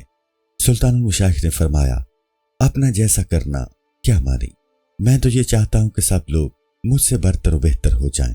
جب بادشاہ نے سلطان المشاہ کا یہ جواب سنا تو خواجہ موعد الدین سے ہاتھ اٹھا لیا۔ کاتب حروف نے ان بزرگوار کو دیکھا ہے، ایک پیر عزیز دراز قد، سفید پوست، خوبصورت اور پاکیزہ خصلت تھے۔ آپ کا مزار سلطان المشاہ کی پائنتی روضہ مبارک میں حضور کے یاروں اور خدمتگاروں میں موجود ہے، رحمت اللہ علیہ واسعہ۔ خواجہ تاج الدین رحمت اللہ علیہ، صوفیوں کے جمال، متقیوں کے شرف، خواجہ تاج الملت والدین رحمت اللہ علیہ وادری زہد و تقوی کی مجسم تصویر تھے۔ آپ شروع میں دنیا اور اہل دنیا کے ساتھ تعلق رکھتے تھے، لیکن جب سعادت ابدی نصیب ہوئی تو آپ نے اس ذلت و خواری کو یکلخت ترک کر دیا اور سلطان المشاہ کی دولت ارادت سے مشرف و ممتاز ہوئے۔ سلطان المشاہ کی الفت و محبت آپ کے دل مبارک میں اس طرح متمکن اور جاگیر ہوئی کہ تمام دنیاوی تعلقات یکبار کی قطع کر دیے اور فقر و مجاہدہ اور فاقہ کو اپنی دولت و ثروت جان لیا۔ شیخ سعدی نے کیا خوب فرمایا ہے، بپائے سردرے افتادائے چولالا و گل کہ او شمائل قد نگار من دارد، سرو کے قدموں میں مثال لالا و گل پڑا ہوا ہوں کہ وہ میرے نگار سے قدم مواصلت رکھتا ہے۔ ایک اور بزرگ فرماتے ہیں، اے سرو بتو شادم شکلت بے فلاں ماند، اے گلے زتو ہو شنودم تو بوئے کسے داری۔ اے سرو میں تجھے دیکھ کر شاد کام ہوں کہ تیری شکل قد کی کسی سے ملتی ہوئی ہے۔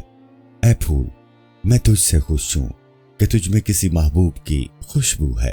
جناب سلطان المشاہ کی الفت و محبت میں آپ کی یہ کیفیت ہو گئی تھی اور محبت کی یہاں تک نوبت پہنچ گئی تھی کہ جو شخص آپ کے سامنے سلطان المشاہ کا نام لیتا تو فوراً آپ کی دونوں آنکھوں سے آنسوؤں کی ندیاں جاری ہو جاتی۔ آپ سما میں غلو تمام رکھتے تھے اور اس کے ساتھ ہی سری البقا تھے، یعنی آپ کو رونا بہت جلد آتا تھا اور عاشقانہ رقص کیا کرتے تھے، حتیٰ کہ آپ کے ذوق سے حاضرین مجلس کے دلوں کو راحت پہنچتی تھی۔ حالات سما میں بیش قیمت خلت قوالوں کو عنایت کرتے اور عالی ہمتی اور ترک و تجدید کی طرف نسبت رکھتے تھے۔ آخر الامر دیوگیر سے واپس آتے وقت ستہ میں کھتول کے پڑاؤ میں بیمار ہو گئے۔ جب نزا کا وقت ہوا تو آپ نے نہایت دلربا تبسم کیا، جیسا کہ خواجہ سنائی نے اس واقعہ کو نظم کے پیرایا میں یوں ادا کیا ہے، عاشقی رائے کے فسردہ بدید کو ہمیں مرد خوش ہمیں خندید، گفتے اور ابوکت جان دادن چیست این خندائے خوش استادن، گفتے خوبان جو پردہ بر گیرند عاشقانے پیشہ شان چنی میرند۔ کسی نے عاشق کو مرتے ہوئے ہنستے دیکھا اور اس سے پوچھا کہ دم توڑتے ہوئے کون سا موقع ہنسنے کا ہے۔ اس نے جواب دیا کہ معشوق جب رخ سے پردہ اٹھاتے ہیں، عاشق اسی طرح ان کے سامنے جان سے جاتے ہیں۔ الغرض جب آپ نے دار فنا سے بیت القرار کی طرف رحلت کی تو آپ کا جنازہ شہر میں لایا گیا اور سلطان المشاہ کے خطیرہ میں یاروں کے چبوترا میں دفن کیے گئے، رحمت اللہ علیہ۔ خواجہ ضیاء الدین رحمت اللہ علیہ، لطافت طبع میں بے نظیر، دنیا کے اہل دلوں کے نزدیک پسندیدہ و دل پذیر خواجہ ضیاء الملت والدین برنی رحمت اللہ علیہ خاص و عام میں قبولیت عام رکھتے اور بے حد لطافت بے اندازہ ظرافت کے ساتھ مشہور تھے۔ जिस मजलिस में आप रौनक अफरोज होते, तमाम खजारे जलसा आपकी रूह अफ़ज़ा लताइफ पर कान लगाए रहते। आप मजमाउल लताइफ और जवामिल हकायत थे और उलमा व मशाइख व शुअरा की सोहबत से काफ़ी हिस्सा रखते थे। अलावा इसी हिम्मत बुलंद और हौसला फराख रखते थे, और ये नतीजा उसका था कि इब्तदाई ज़माना से अपने वालिद बुजुर्गवार की शफ़क़त व मेहरबानी की वजह से, जो अपने सारे ख़ानदान में एक नहायत मोहतरम व मुअज़्ज़ज़ बुजुर्ग थे, सुल्तानुल मशाइख की सादत इरादत से मुशर्रफ हुए थे और इखलास का सर आपके आस्ताना मुबारक पर रखा था। सुल्तानुल मशाइख की उल्फत व मोहब्बत में गयासपुर में रहना इख्तियार किया और आपके हुजूर में मर्तबा कुर्बत तमाम कमाल हासिल किया, जैसा कि आप अपनी किताब हसरतनामा में इसकी कैफियत तहरीर फरमाते हैं। आखिरुल अमर अपनी वजह से कि अपने ज़माना में फ़न नदीमी में नज़ीर रखते थे, सुल्तान मोहम्मद अनारुल्लाह बुरहाना की खिदमत में एक मुअज़्ज़ज़ ओहदा पर मुमताज़ हुए और दुनिया गद्दार व मक्कार व बेवफा से काफ़ी हिस्सा हासिल किया। जब आपकी उम्र शरीफ 70 से तजावुज़ कर गई तो आपने गोशाए नशीनी इख्तियार की और सुल्तान फ़ैरोज़ शाह की दौलत व सल्तनत से आपका कफ़ाफ़ो माहताज मुकर्रर हो गया। आपने हालत उज़लत में बहुत सी मुफीद व बेनज़ीर किताबें तसनीफ़ की, जिनमें सनाए मोहम्मदी सल्लल्लाहु अलैहि वसल्लम और सलात कबीर और इनायतनामा इलाही और मासर सादात और तारीख़ फ़रोज़ शाही आपकी उम्दा यादगारें और ज़हन रसा के मुफीद नताइज हैं। इनके अलावा और भी बहुत सी किताबें आपने लिखी और इनकी तकमील की। आप सुल्तानुल शुअरा अमीर खुसरो और मलकुल फ़ज़ला अमीर हसन की सोहबत में बहुत रहे हैं और उनकी मजालत से हस्ब दिलख्वाह फ़ायदा उठाया है। बावजूद इन तमाम फ़ज़ाइल और औसाफ के, जनाब रसूल खुदा सल्लल्लाहु अलैहि वसल्लम के फरजंदों की मोहब्बत आपके दिल मुबारक में इस दर्जा रासिख हो गई थी कि जिसकी नज़ीर इस अहद में बहुत कम पाई जाती थी। अंजाम कार आप चंद रोज़ बीमार रहकर दारे दुनिया से दारे उकबा में मर्दाना आशिकाना तशरीफ़ ले गए। जिस वक्त आपका इंतकाल हुआ है, मकान में एक दिरम बल्कि एक दांग न था, बल्कि हालत बीमारी में आपने तन के कपड़ों तक लोगों को खैरात कर दिए थे। आपकी नाशे मुबारक सिर्फ चादर में लपेटी गई थी और नीचे एक बोरिया रख दिया गया था। खुलासा ये कि अंजामकार जनाब सुल्तानुल मशाइख की सोहबत का असर बादशाहों की सोहबत पर गालिब आया और मौलाना ज़ियाउद्दीन का खातिमा बिल खैर हुआ। दुनिया से मस्कीनों की तरह बिल्कुल वैसे ही तशरीफ़ ले गए जैसे ले जाना चाहिए था। आप सुल्तानुल मशाइख के खतीरा के मुतसिल अपने वालिद बुजुर्गवार की पाइंती की जानिब मदफून है, रहमतुल्लाह अलैह।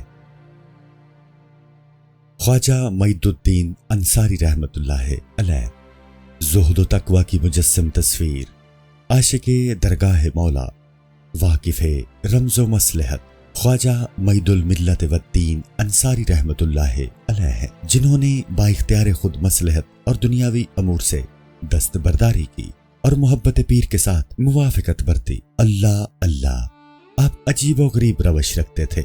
जिस रोज़ से सुल्तान के गुलामों के सिल्क में दाखिल हुए, मरते दम तक किसी चीज़ की तरफ मशगूल नहीं हुए और किसी शख्स की तरफ तवज्जो नहीं की, लेकिन सादात इकराम यानी कातिब हुरूफ के चच्चाओं के साथ जो सुल्तानुल मशाइख की कुर्बत के साथ मखसूस थे, बिलखुसूस जनाब सैयद हुसैन रहमतुल्लाह अलैह के साथ गायत दर्जा का इल्तिफात रखते थे और उनकी मोहब्बत की तरफ मंसूब थे। आपको ज़ौक़े समा और जिगरसोज़ गिरिया बहुत लाहिक रहता था और इस बारे में खुसूसियत के साथ याराने आला में मशहूर व मरूफ थे। और ये सब कुछ इस बात का नतीजा था कि आप हज़रत सुल्तानुल मशाइख की नज़र ख़ास के साथ मलहूज़ थे और हुजूर के लिबास ख़ास के साथ मुशर्रफ व मुमताज़ थे। ख्वाजा मईदुद्दीन फरमाया करते थे कि मेरे यहाँ कोई लड़का पैदा ना होता था, चूँकि मेरी अहलिया भी जनाब सुल्तानुल मशाइख के सिल्क के इरादत में दाखिल हो चुकी थी। इसलिए एक दिन उसने मुझसे कहा कि सुल्तानुल मशाइख की खिदमत अक़दस में अपना किस्सा अर्ज करना चाहिए और इल्तिमास करनी चाहिए कि मेरे घर में कोई फर्जंद नहीं होता है। इस ज़माना में मेरी अहले खाना कस्बा रापरी में सुकूनत वज़ीर थी। जब मैंने सुल्तानुल मशाइख की खिदमत में अपना वाक़या अर्ज किया तो हुजूर ने ख्वाजा इकबाल से फरमाया कि एक रोटी और थोड़ी सी खजूरें ले आओ। इस बात मेरी तरफ मतवज्जो होकर फरमाया کہ اس روٹی سے ہر روز تھوڑی تھوڑی کھاتے رہو، اور یہ اندازہ کر لو کہ جب تم وہاں پہنچو تو یہ روٹی تمام ہو جائے، اور جس وقت تم مکان پر پہنچو تو یہ کھجوریں اس پاک دامن کو دو تاکہ وہ رغبت اور شوق سے کھائے، خدا تعالیٰ تمہیں فرزند عطا کرے گا۔ مولانا معید الدین فرماتے ہیں کہ میں نے ایسا ہی کیا، حق تعالیٰ نے اس برکت سے مجھے ایک شائستہ فرزند یعنی مولانا نور الدین محمد معید الدین انصاری عنایت فرمایا۔ یہ بزرگوار بے شمار فضائل اور ان گنت خصائل کے ساتھ آراستہ تھے۔ الغرض مولانا معید الدین انصاری آخر عمر میں چند روز مبتلا زحمت رہے، لیکن یہ بات توجہ کے ساتھ دیکھی جاتی تھی کہ ایام علالت میں فرائض و سنن بلکہ آداب و مستحباب میں کوئی چیز فوت نہیں ہوئی، یہاں تک کہ آپ اس دنیا ناپائیدار سے منہ موڑ کر دار بقا میں تشریف لے گئے اور سلطان المشائخ کے خطیرہ چبوترا یاران میں دفن ہوئے رحمت اللہ علیہ۔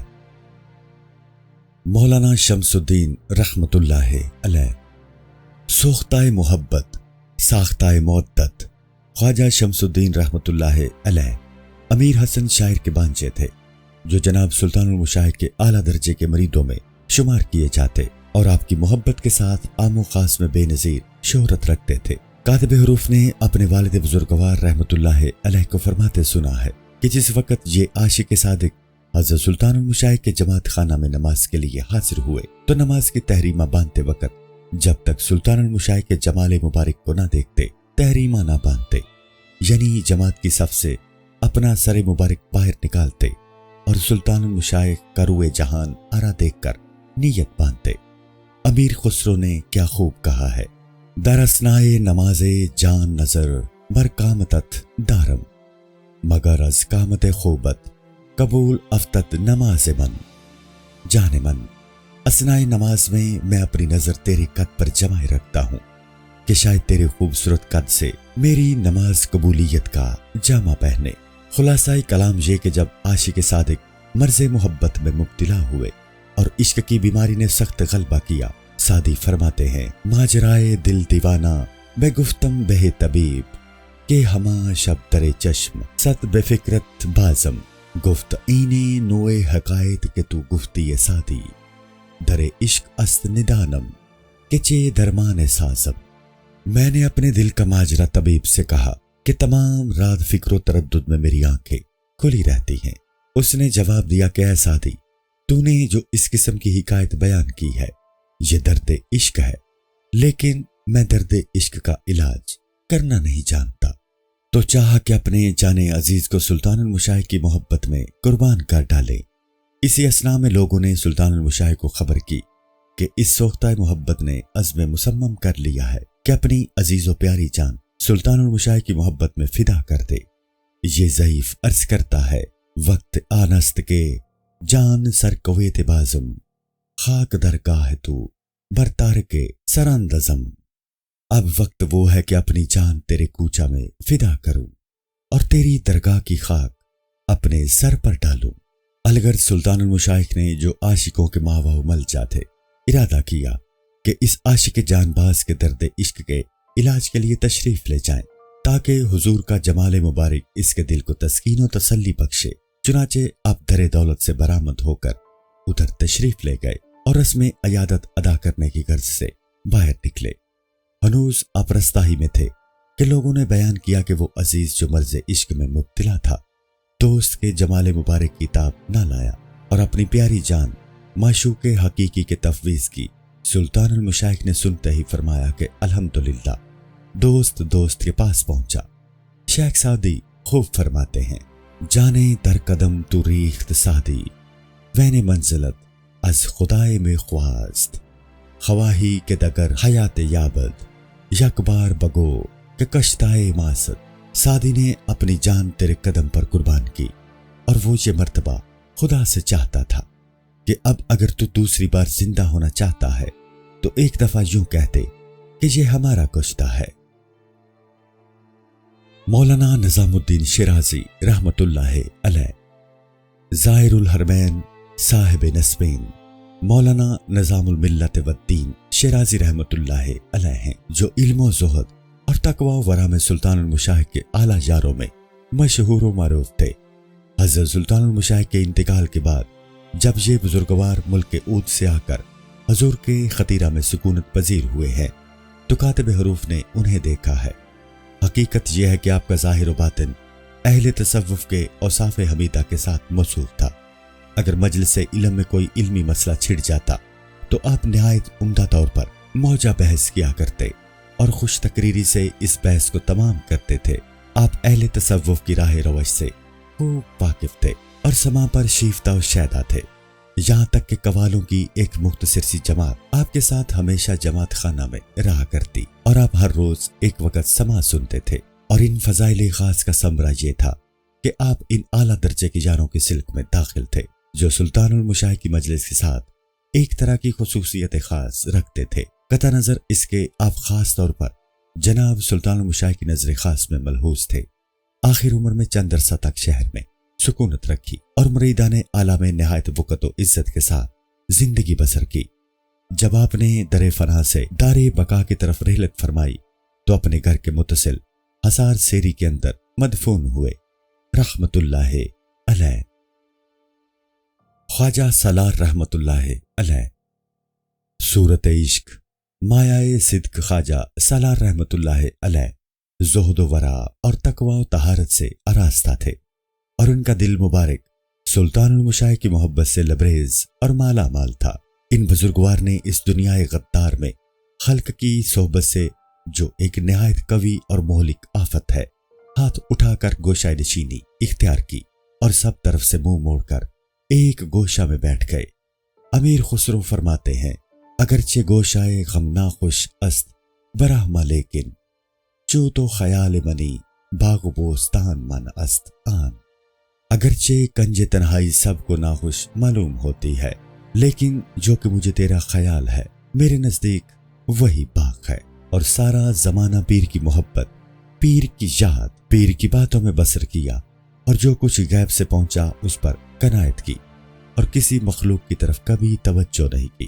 آپ پر ذوق سما اور جگر سوز گریہ بہت غالب تھا۔ جس شخص کی نظر ان بزرگ کے جمال مبارک پر پڑتی فوراً محبت کا سلسلہ اس کے دل میں جنبش کرتا۔ ایک دن کا ذکر ہے کہ سلطان المشائق کے خطیرہ میں سما ہو رہا تھا۔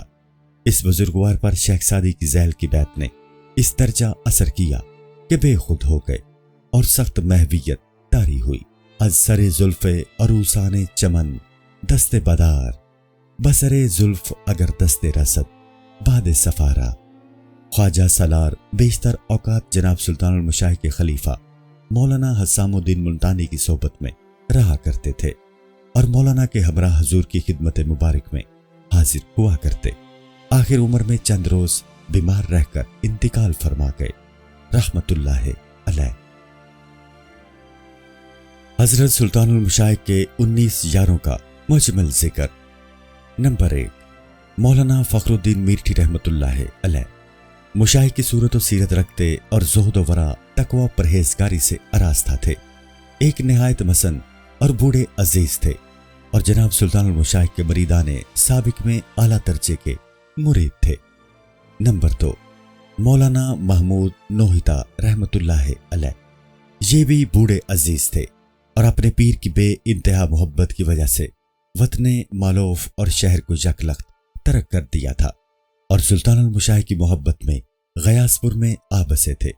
کاتب حروف نے ان بزرگوں کو دیکھا ہے کہ ایک بوڑھے شخص تھے نورانی دراز قد کہ آپ کے اکثر کلمات و حکایات عشق سے لبریز تھے۔ نمبر 3، مولانا علاء الدین اندرپتی رحمت اللہ علیہ نہایت بزرگ اور علوم کا کافی حصہ رکھتے تھے، فضائل بے شمار اور خصائل پسندیدہ کے ساتھ موصوف تھے۔ قطع نظر اس کے حافظ کلام ربانی تھے۔ سلطان المشائق کے اکثر اقربا نے انہی بزرگ سے قرآن مجید حفظ کیا۔ کاتب حروف کے امام بزرگ اور خود کاتب حروف انہی کے شاگرد ہیں۔ آپ پر جگر سوز گریہ بہت کچھ غالب تھا اور انتہا درجے کی مشغولی میں مصروف تھے۔ ساری عمر تلاوت قرآن مجید میں بسر کی اور طریقہ اولیاء اللہ پر اس دنیا غدار سے سفر کیا رحمت اللہ علیہ۔ نمبر 4، مولانا شہاب الملت والدین کستوری رحمت اللہ علیہ حرمین محترمین کے زائر اور مشغول بحق تھے۔ سلطان المشائق کے سابق مریدوں میں اعلیٰ درجے کے مرید اور آپ کے یاروں میں معتبر شخص تھے۔ فضائل ظاہری و باطنی اس قدر رکھتے تھے اور یاد حق میں اس درجہ مشغول تھے کہ شیخ نصیر الدین محمود جیسے بزرگ شخص نے آپ کو مرید کرنے کی اجازت دی تھی۔ اور یہ ظاہر بات ہے کہ اس شخص کے دینی فضائل کس حد پر ہو سکتے ہیں جسے شیخ کے انتقال کے بعد اس کا ایک اعلیٰ درجہ کا خلیفہ ایسے اہم اور بھاری کام کی اجازت دے جو حقیقت میں نبوت کی نیابت ہے، باوجود کہ اس کام میں اس قدر دشواریاں اور باریکیاں ہیں جو بیان میں نہیں آ سکتی۔ نمبر 5، مولانا حجت الدین ملتانی رحمۃ اللہ علیہ علوم بسیار اور فضائل بے شمار کے ساتھ آراستہ تھے۔ طبقہ خواجگان چشت قدس اللہ ارواحہم کے مشائخ کا شجرہ نہایت فصاحت و بلاغت کے ساتھ عربی زبان میں نظم کیا۔ نمبر 6، مولانا بدر الدین تولا جنہیں لوگ فوق بھی کہتے تھے، یہ بزرگوار خزانہ علم کے مالک اور فضائل خاص کے سرچشمہ تھے، تقوی و ورع میں کمال رکھتے تھے۔ نمبر 7، مولانا رکن الدین جگمر رحمۃ اللہ علیہ مبتلا سما تھے اور اس کام میں آپ کو صدق و راستی کمال ذوق و شوق حاصل تھا۔ آپ جمال ولایت پیر کے عاشق اور ان کی محبت میں دیوانہ تھے۔ خوشنویسی اور علم الخط میں اپنا نظیر نہ رکھتے تھے۔ آپ نے اکثر معتبر کتابیں جیسے کشاف، مفصل وغیرہ جناب سلطان المشائخ کے لیے نہایت خوشخط اور عمدہ طور پر لکھی اور خدمت اقدس میں پیش کی۔ کاتب حروف نے اس عاشق صادق کو پایا ہے اور ان کے باطنی ذوق سے کمال و تمام بہرہ حاصل کیا ہے۔ نمبر 8، خواجہ عبد الرحمن سارنگ پوری رحمۃ اللہ علیہ ذوق و درد کی مجسم تصویر تھے۔ کاتب حروف نے اس بزرگ کو حالت سما میں دیکھا ہے کہ آپ کے ذوق سما اور جگر سوز گریا تمام حاضرین مجلس کے دلوں میں اس قدر اثر کر دیا کہ کسی کو اپنے آپے تک کی خبر نہ تھی۔ نمبر 9، خواجہ احمد بادیونی رحمۃ اللہ علیہ ترک و تجرید میں بے مثال اور زہد و تقوی میں بے نظیر تھے۔ آپ نے مرتے دم تک اپنے لیے کوئی مسکن نہیں بنایا اور اگرچہ اہل و عیال رکھتے تھے لیکن آپ نے کبھی اینٹ پر اینٹ نہیں رکھی اور خام و پختہ کوئی مکان نہیں بنایا اور بجائے در و دیوار اور چھت کے صرف ایک مختصر جھونپڑی تیار کی۔ آپ کا طریقہ مشائخ کا سا تھا اور سما کے وقت کسی طرح سے آپ کو قرار نہ ہوتا تھا۔ چنانچہ بارہا دیکھا گیا ہے کہ مجلس سما میں مستانہ وار گردش کرتے اور ہاتھ پاؤں مارتے تھے۔ ایک دفعہ اس بزرگ نے کاتب حروف کو بے انتہا بزرگی عنایت فرمائی اور بندہ آپ کی علمی مجلس میں مسائل شرعی کی تحقیق کے لیے حاضر ہوا ہے۔ میں نے عرض کیا کہ حضور خوش ہیں؟ فرمایا، مجھے تمام و کمال اسی وقت خوشی حاصل ہوتی ہے کہ 5 وقتہ نماز میں حاضر ہوتا ہوں، رحمت اللہ علیہ۔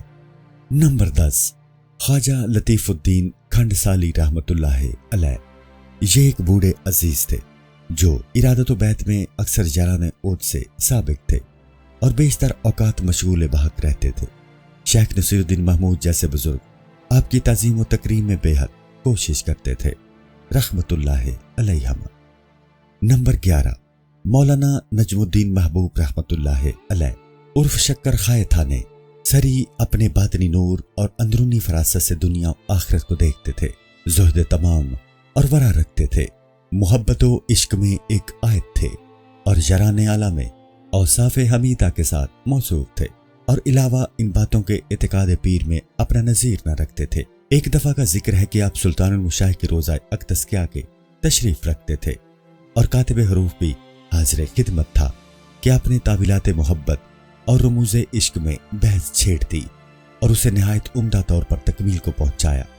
کاتب حروف نے اپنے حوصلہ ضعیف کے مطابق ان امثال احکامات اور عشق آویز ابیات درد انگیز اشعار سے جو آپ دلی جذبات اور ذوق و شوق سے فرما رہے تھے اور آپ کی اثر صحبت سے محفل میں ایک شور و اضطراب برپا تھا، بہت سے نظائر مستنبت کیے۔ اس حالت میں یہ بزرگ اپنے عشق و صادق کی وجہ سے خود ذوقی حاصل کر رہے تھے۔ جب یہ مجلس برخاست ہوئی تو آپ نے انتہا درجہ کی شفقت و مہربانی سے فرمایا کہ گو تم اس راہ کی قابلیت رکھتے ہو لیکن اسے عمل میں نہیں لاتے۔ اب وہ زمانہ آ گیا ہے کہ اپنی باطنی لیاقت کو علمی طور پر ظاہر کرو۔ خدا تعالیٰ کا شکر ہے کہ کاتب حروف کے دل میں آپ کی یہ نصیحت تمام و کمال اثر کر گئی اور حق تعالیٰ سے واسق امید ہے کہ اس صاحب ذوق کے نفس کی برکت سے عمل مقبول کی توفیق دے گا۔ نمبر 12، خواجہ شمس الدین طحاری رحمۃ اللہ علیہ، جنہیں لوگ اجنی کہتے تھے، ایک بوڑھے عزیز تھے، نورانی۔ اگرچہ ابتدائی حال میں آپ دنیا کی طرف مشغول تھے اور اہل دنیا سے میل جول رکھتے تھے، لیکن جب سعادت ابدی کا ستارہ اوج اقبال پر چمکا تو آپ سلطان المشائخ کے غلاموں کے سلک میں داخل ہوئے اور حضور کی مجلس اقدس میں نشست و برخاست کرنے کا مرتبہ پایا۔ سلطان المشائخ کے ملفوظات سے آپ نے ایک عجیب و غریب کتاب مرتب کی۔ ایک دفعہ ان بزرگوار نے سلطان المشائخ کی خدمت میں عرض کیا کہ اگر ارشاد ہو تو آنے جانے والوں کے لیے ایک مکان تیار کروں۔ فرمایا کہ خواجہ شمس الدین، یہ کام ان مشاغل سے کسی طرح کم نہیں ہے جن سے تم باہر آئے ہوئے ہو۔ اسلام آباد سلطان المشائخ نے آپ کو وہ دوات عنایت کی جو آپ کے حضور میں رکھی ہوئی تھی، اور اس میں اس طرف اشارہ تھا کہ جو آپ کو آخر عمر میں پیش آیا، یعنی لوگوں نے پھر انہیں دنیاوی اعمال میں مشغول کیا اور ظفر آباد کی جاگیر ان کے حوالے کی۔ چنانچہ آپ کا وہیں انتقال ہوا اور وہیں مدفن قرار دیا گیا رحمت اللہ علیہ۔ نمبر 13، مولانا یوسف بدیونی رحمت اللہ علیہ، ایک عمر رسیدہ عزیز تھے جو علم کامل اور زہد وافر اور ورع رکھتے تھے اور جن کی تعظیم و تکریم میں جران اعلیٰ انتہا درجہ کی کوشش کرتے تھے۔ کاتب حروف نے اس بزرگ کو شیخ نصیر الدین محمود کی مجلس میں دیکھا ہے کہ نہایت مصفہ اور تقریر دلکشا رکھتے تھے رحمت اللہ علیہ۔ نمبر 14، مولانا سراج الدین حافظ بدیونی رحمت اللہ علیہ، لطافت طبع اور فضائل خاص اور اعتقاد خوب کے ساتھ موصوف و آراستہ تھے رحمت اللہ علیہ رحمت واسعہ۔ نمبر 15، مولانا قاضی پائلی رحمت اللہ علیہ، علم وافی اور فضل کامل رکھتے اور زہد و ورع میں اپنا نظیر نہ رکھتے تھے۔ عشق مفرد اور رقص و بقا ذوق تمام کے ساتھ موصوف تھا۔ نمبر 16، مولانا قوام الدین یکدانہ اوتی رحمت اللہ علیہ کی روش اور چال چلن بالکل سلف کی روش جیسی تھی۔ ان بزرگ کے حق میں سلطان المشائخ نے فرمایا کہ وہ نیک مرد اور سعادت اندوز ہے۔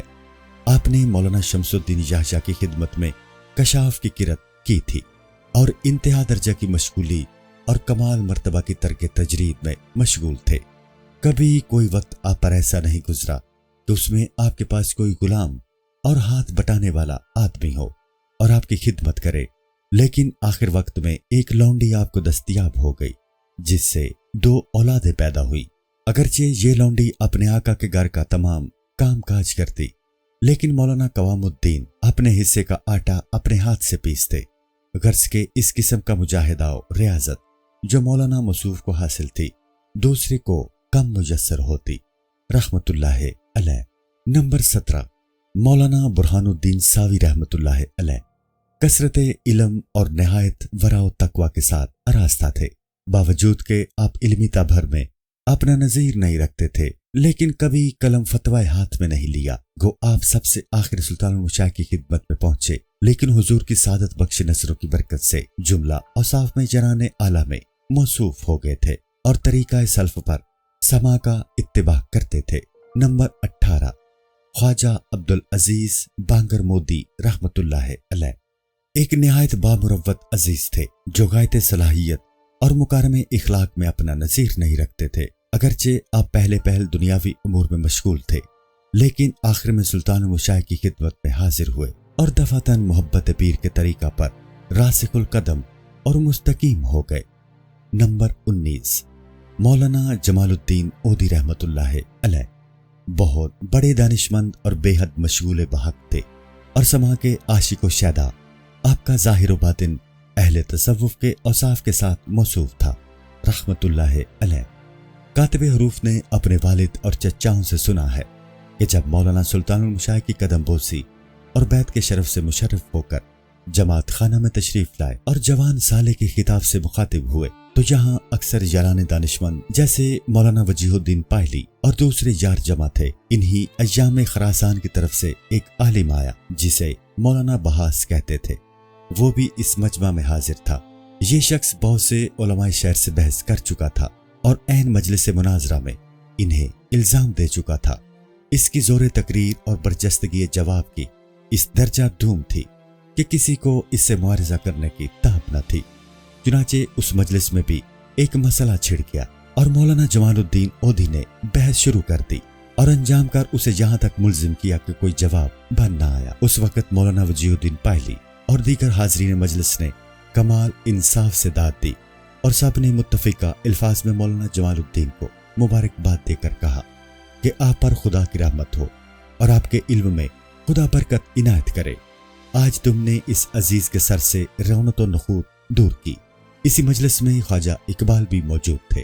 آپ نے سلطان المشائخ کی خدمت میں عرض کیا کہ جوان صالح یعنی مولانا جمال الدین بڑے دانشمند عالم ہیں۔ سلطان المشائخ نے دریافت کیا کہ تمہیں کس طرح معلوم ہوا؟ خواجہ اقبال نے عرض کیا کہ انہوں نے مولانا بہاس سے گفتگو کی اور ایسے دلائل بیان کیے کہ انہیں بالکل بند کر دیا۔ چنانچہ مولانا وجیہ الدین پائلی اور دیگر حاضرین مجلس نے انصاف کیا اور ان کی تصویب فرمائی۔ یہ سن کر سلطان المشائخ نے فرمایا کہ خواجہ اقبال جوان صالح اور یاران مجلس کو بلا لاؤ۔ جب مولانا جمال الدین اور حاضرین مجلس حاضر ہوئے تو سلطان المشائخ نے فرمایا کہ مولانا جمال الدین تمہارے آنے پر خدا کی رحمت ہو کہ تم نے علوم کو بیچا نہیں۔ الزامات قوال طلب کیے گئے اور سلطان المشائخ سما میں مصروف ہوئے۔ اسی اسنا میں آپ نے مولانا جمال الدین کی طرف روئے سخن کر کے فرمایا کہ جوان عاشق سما سنو۔ پھر تو مولانا کی یہ کیفیت تھی کہ جوں جوں سما میں ترقی ہوتی جاتی اور قوال گاتے جاتے تو آپ کو رکت زیادہ ہوتی تھی۔ اس کے بعد دوبارہ سلطان المشائخ نے فرمایا کہ سما سنو، اس میں تمہیں تمام و کمال حظ حاصل ہوگا۔ اس بعد سلطان المشائخ نے مولانا کو اپنے لباس خاص سے مشرف فرمایا۔ سلطان المشائخ کے اس ارشاد کا نتیجہ یہ ہوا کہ آپ کو عجیب و غریب حظ سما میں حاصل ہوتا تھا۔ آپ کے سینہ مبارک سے عشق کی آگ اس قدر شعلہ زن ہوتی تھی کہ حاضرین مجلس کے دلوں میں ایک فوری درد پیدا ہو جاتا تھا۔ یہ برکت صرف جناب سلطان المشائخ کی سعادت بخش نظر سے حاصل ہوتی تھی اور اسی وجہ سے مولانا کو اس بارہ میں ہر دن شوق زیادہ ہوتا جاتا تھا۔ ذیل کے اشعار حکیم سنائی کے ہیں جو گزشتہ عاقلوں اور باقی ماندہ جاہلوں کے بارے میں آپ نے نہایت خوبی سے لکھے ہیں۔ ترجمہ: جن لوگوں نے دین کا رستہ طے کیا انہوں نے ننگے خلق سے اپنا چہرہ چھپایا۔ ان کی مٹی حسرت طلب سے پختہ اور دل وفا کی آگ سے سوختہ ہوا، اور جب ان کی یہ کیفیت تھی تو دنیا میں ان کے جس قدر آدمی تھے سب ان کے مطیع فرمان تھے، لیکن وہ دنیا سے اٹھ گئے اور کام و دولت باقی رہی۔ سب یہاں سے چل دیے اور حشمت و شوکت چھوڑ گئے۔ ان کے بعد جو لوگ پیدا ہوئے وہ صرف دل کے اشوا کے خریدار ہوئے۔ ان کی ساری ہمت زمین و باغ میں مصروف ہوئی، اور جب یہاں تک نوبت پہنچی تو عقل و دین سب ضائع ہوئے۔ وہ راہ صدق سے بالکل غافل و بے خبر ہیں، اور گو آدمی کی صورت میں ہیں لیکن حقیقت میں گدھے ہیں، جنہوں نے شرع کا مکتب آنکھ سے نہیں دیکھا اور عقل کے دروازہ تک ان کی رسائی نہیں ہوئی۔ سب کے سب دیو خصلت آدمی صورت ہیں اور لوگوں کے گمراہ کرنے میں غول بیابانی سے کم نہیں۔ اگرچہ بظاہر ماہ پارا ہیں لیکن باطن میں تبرائے مقدر جا حشمت کے متلاشی اور دین فروش ہیں۔ بات کرنے میں شتر بے مہار ہیں اور وحشت میں شتر برگ، تقوی کی بو تک ان میں پائی نہیں جاتی اور ٹھلیا کی طرح پانی سے خالی ہیں۔ سب تکبر و تمکنت کے خواہان ہیں اور شریعت و دین کے الٹ پلٹ کرنے والے۔ حضرت عائشہ صدیقہ رضی اللہ تعالی عنہا نے فرمایا ہے کہ ذہب الزین یا شفی اکنافہم وبقیت فی خلقہ کجلد الاجرب، یعنی جن کی پناہ میں عیش کیا جاتا تھا وہ چل بسے اور میں گندا اور خارشی جلد پوست کی طرح خلق میں باقی رہ گئی۔ السلام علیکم۔ پوری کتاب دیکھنے کے لیے ہمارے یوٹیوب چینل صوفی سما کی پلے لسٹ میں جائیں۔ یہاں آپ کو مختلف بزرگوں کی کتابیں ملیں گی، اور جو کتاب پوری نہ ہوئی اس پر کام تیزی سے ہو رہا ہے اور ریگولر بیسس پر اپلوڈ ہوتی رہتی ہیں۔ آپ سے گزارش ہے کہ آپ ہمارے یوٹیوب چینل کو سبسکرائب کر لیں اور بیل نوٹیفیکیشن پر کلک کر لیں تاکہ ہماری آنے والی کتابیں آپ کو ملتی رہیں۔ جزاک اللہ خیر۔